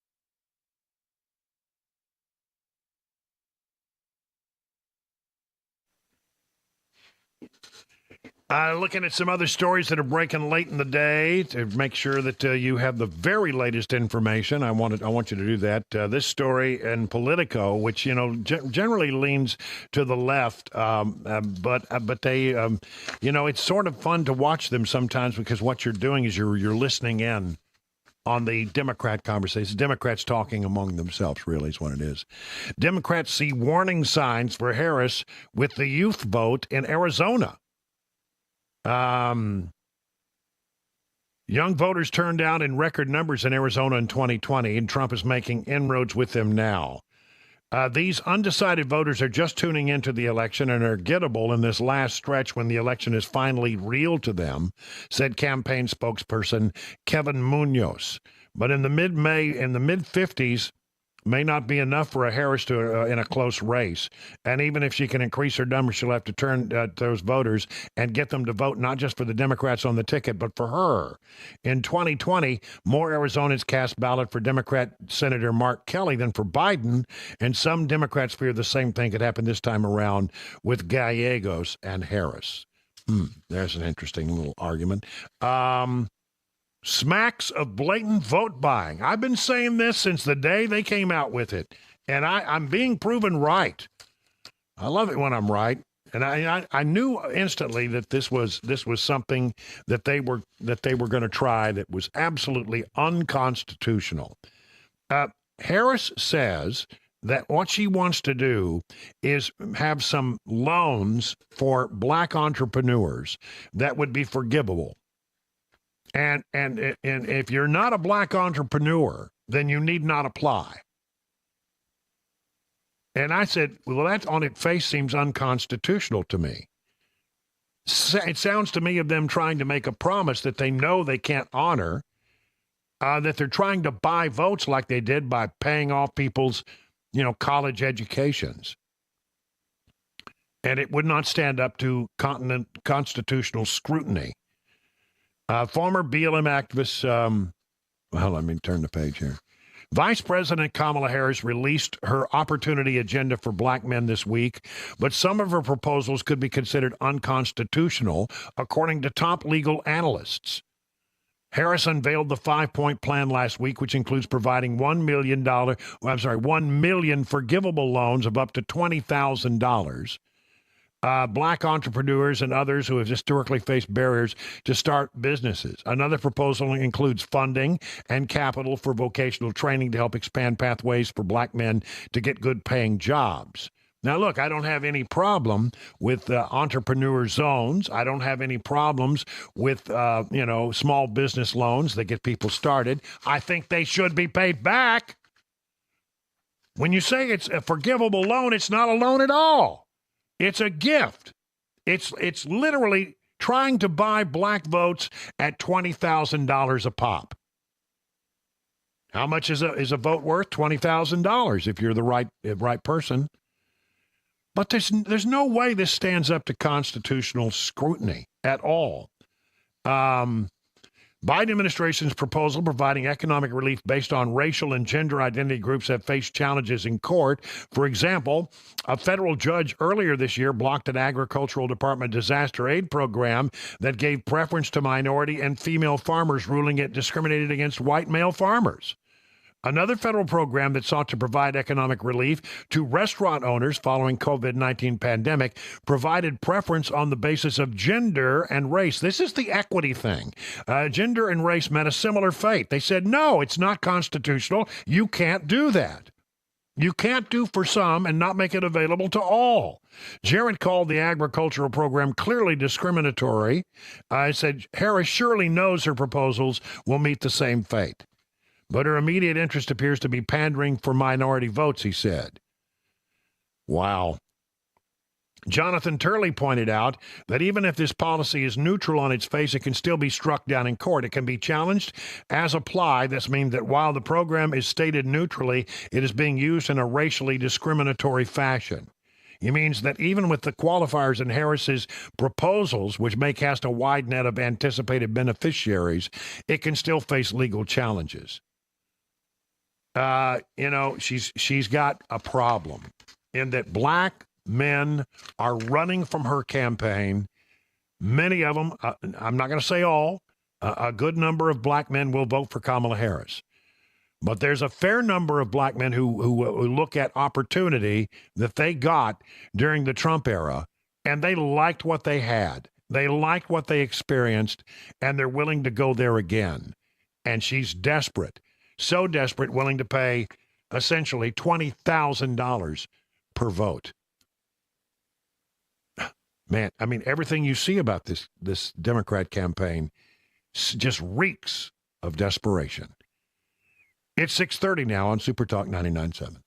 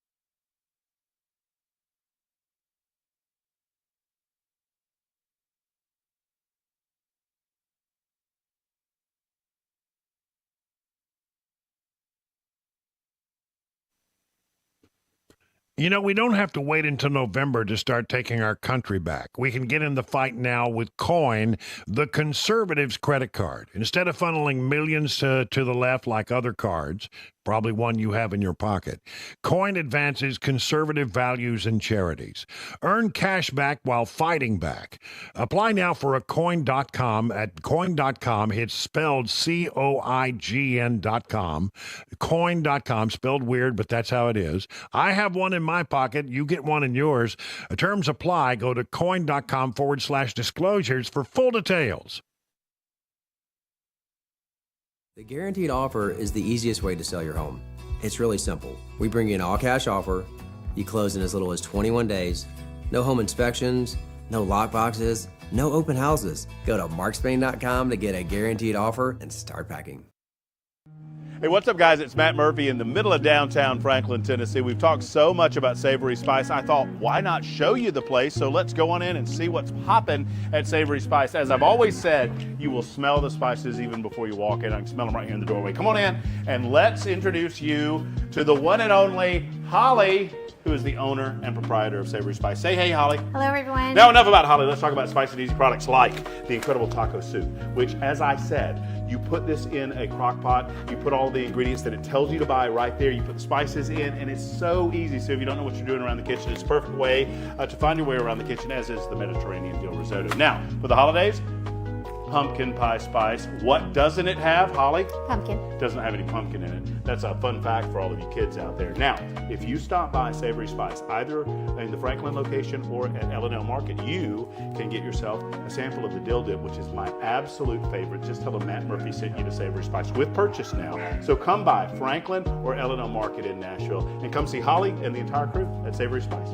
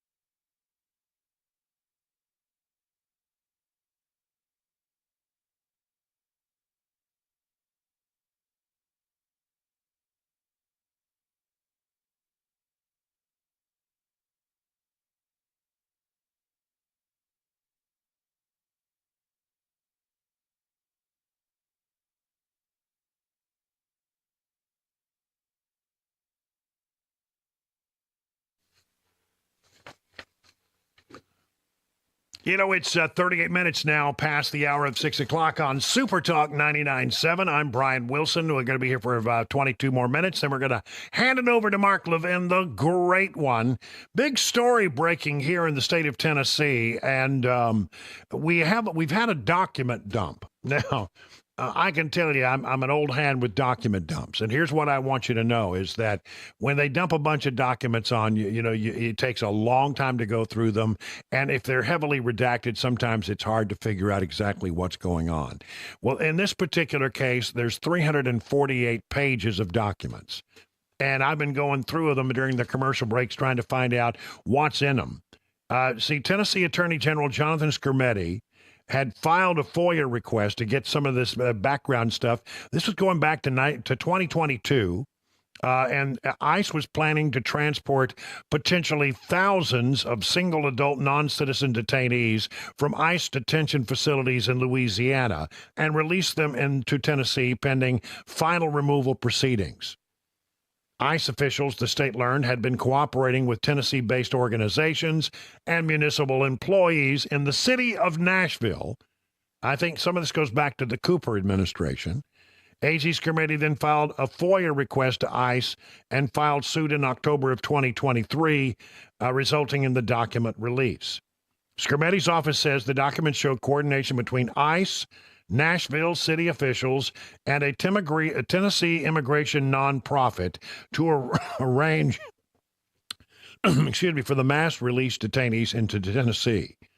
A statement by the office adds, ICE originally plans to release thousands of single adult non-citizen detainees from its Louisiana detention facilities into Tennessee, but they got stopped. Now, some have reported that we don't know who the nonprofit is, but I just got through some of these emails, some of this email traffic, these 348 pages of documents, and this is a memo that was sent to the deputy field office director of the New Orleans field office of ICE. All right, and here's what it says. The federal government recently reached out to Nashville City, and state government officials, as well as nonprofits and faith communities, to coordinate an orderly process to assist asylum seekers and others who have been processed and cleared to leave immigration custody in traveling to reunite with family members. TIRRC. Remember that. TIRRC, volunteers, faith communities, and our partners are ready to respond to meet the moment and welcome people with dignity. However, Governor Lee whipped up a frenzy of fear-mongering and opposition. Time and time again, we have seen how local organizations, faith communities, and volunteers rise up to assist in moments like these. Tennesseans understand the importance of welcoming people seeking safety and refuge, and we have the capacity to provide a structured and compassionate response that is so needed right now. And I go on, it's heavily redacted. Governor Lee's statements, they said, do not represent our values. Instead, this is just one of many disappointing examples of his fear-mongering rhetoric and political posturing. As the holidays approach, we are especially reminded of the significance of generosity, and we are ready to meet these new arrivals with abundance. We call on Governor Lee, our members of Congress, and our legislature to rise to the opportunity. And it's signed by the name is redacted. The title is Executive Director of the Tennessee Immigrant and Refugees' Right Coalition, the TIRRC, Tennessee's Immigrant and Refugee Rights Coalition, based out of Nashville, Tennessee. Their office is at 3310 Eazell Road. They were the ones who were pushing this and trying to make it happen. So, they say it's not named in the press release.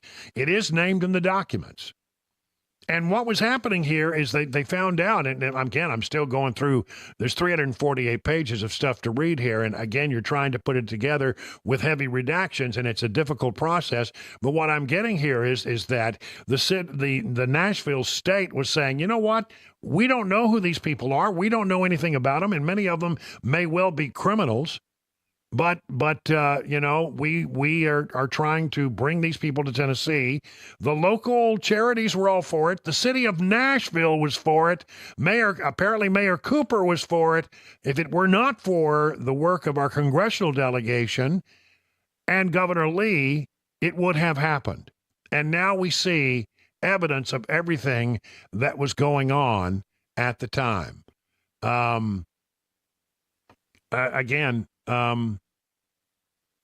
All kinds of it is a heavy load of stuff to go through. But again, thank goodness we had somebody who said, we're not going to do that here, and that they caught it in time. And all of these emails, the 348 pages of emails, are simply designed to help us understand what was going on back in 2022 when they were trying to do this. Remember, we heard stories, Chris, about planes landing at remote airports in the middle of the night, and buses showing up. And that was all about that time, as I recall. About that time. So, thank goodness somebody stood up to them. And I'm glad that that has happened. 600 migrants in this country may have connection to the Venezuelan gang Tren de Aragua. Roughly 100 of the 600 migrants DHS deemed subject of interest were confirmed members of the gang.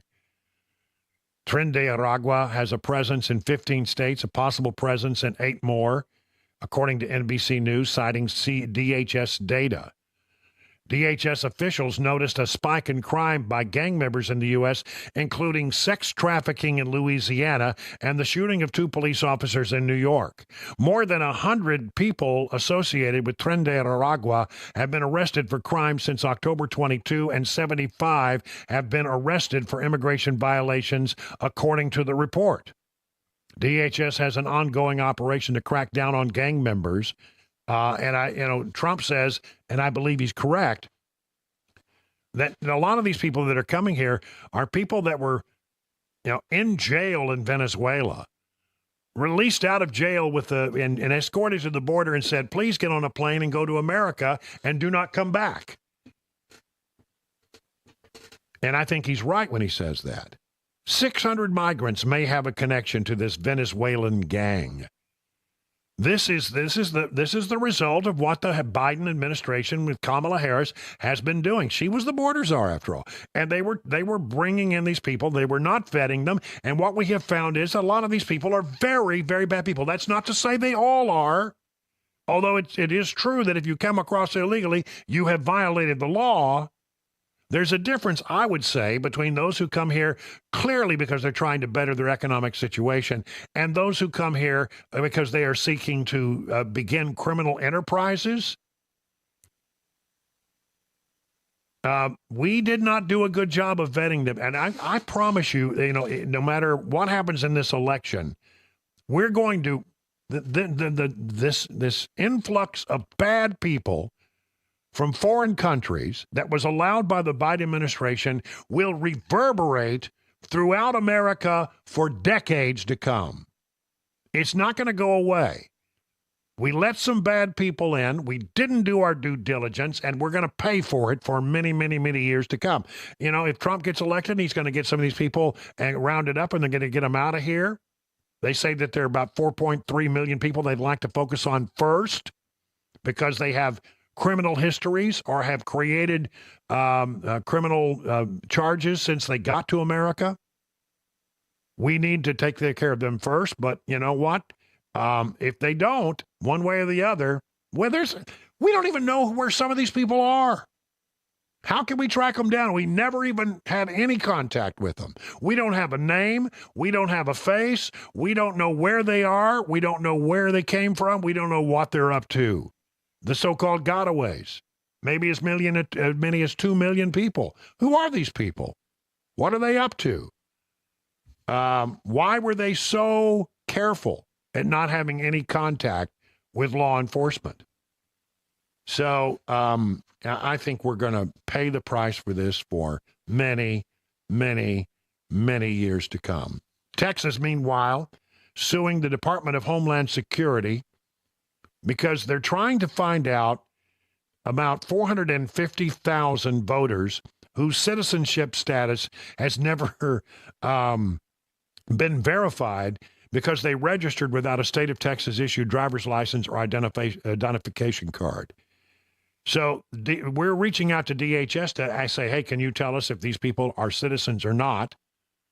What is their citizenship status? And DHS is saying, just no. Now, look, this is a lawsuit, but we're just, as I said, we're 13 days from the election. And I have a feeling that maybe not all of them, but let's say it's half of them. That's 225,000 people who may be trying to vote in this coming election in the state of Texas who are not U.S. citizens. 225,000 votes could change things. Let's say it's 125,000, 112,000. That'd be half of that. So that still could change the outcome of really close elections. We don't know. I hear varying stories whether about Ted Cruz, whether it's close or not. But if it's close, 125,000 votes could make a big difference. And he's talking about 450,000 people. We don't know if they're citizens or not. And DHS is not doing a damn thing, not lifting a damn finger. They're dragging their feet. They're playing it out for time. And I don't think we have time to work this all the way through the judicial process. They will not share information from the Systematic Alien Verification for Entitlements database, which tracks immigration status. That's all they got to do is allow them to compare their list to the list of people that DHS has. And it's a simple process. Could happen in very short order. Probably running that comparison would take less than an hour once you got it set up. But no. And meanwhile, Alabama and Virginia have been targets of the Justice Department in recent weeks after both states took measures to ensure that no ineligible voters were on their voter list. Federal government not playing along at all. 50 minutes now past the hour of 6 o'clock.